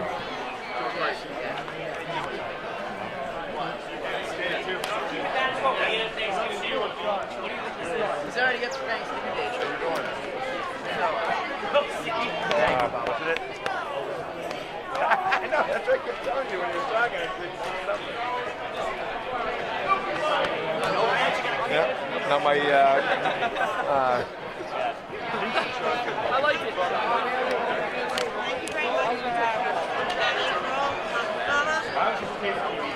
Well, you know, for the entertainment, you know. And you got another one coming up for the right? Jared, Right? Jared, right. What's Very he? shy, Sophomore? but- Freshman. Yeah. Good. Oh, I wish him luck. Proud mother. Proud Mrs. Chirokis. Right, David, you know, Right. that's how it goes.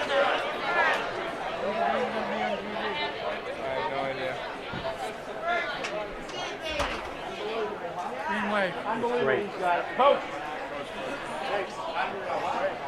So you're gonna do this next year too? Why not? Why not? I hope they do. I've been plenty of talent, bro. Oh no. I don't know. I would do it. I never grown up. I know. I remember my girl. Oh my God. Next year we'll have a good year. Yeah. Love party. We gotta get off. You know the gang will do it. Yes, I want to get it with the trophy.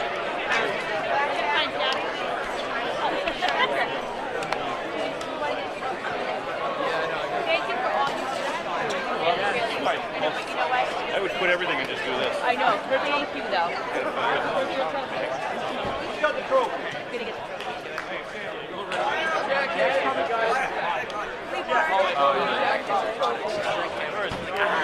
Yeah, I gotta work it. Let's see what's good. It's right there. It's like behind you.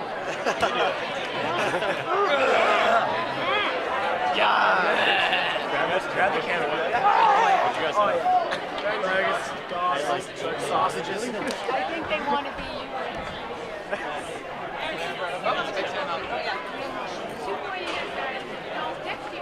Good job, boys. Wait, what? Me and my brother. Come on. Brandon.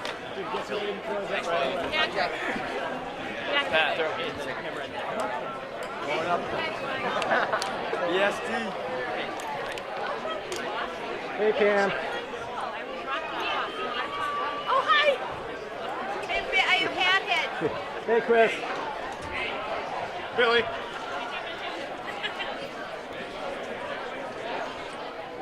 Great job. Thank you again, Billy. We're back at you.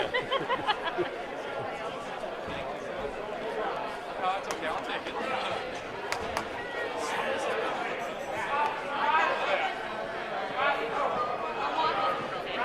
She's like me.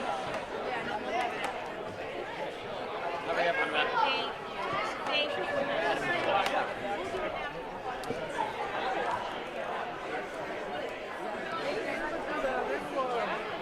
Players coming back. Yeah. How you doing?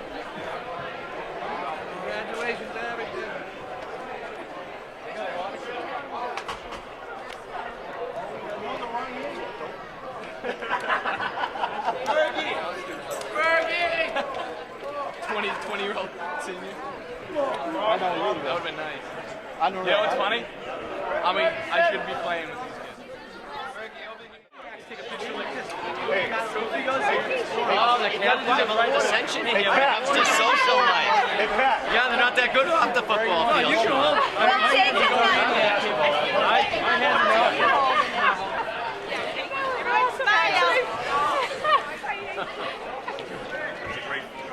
Awesome job, boys. Super fans. You guys are amazing. Now, Jack, come on this side because Brandon.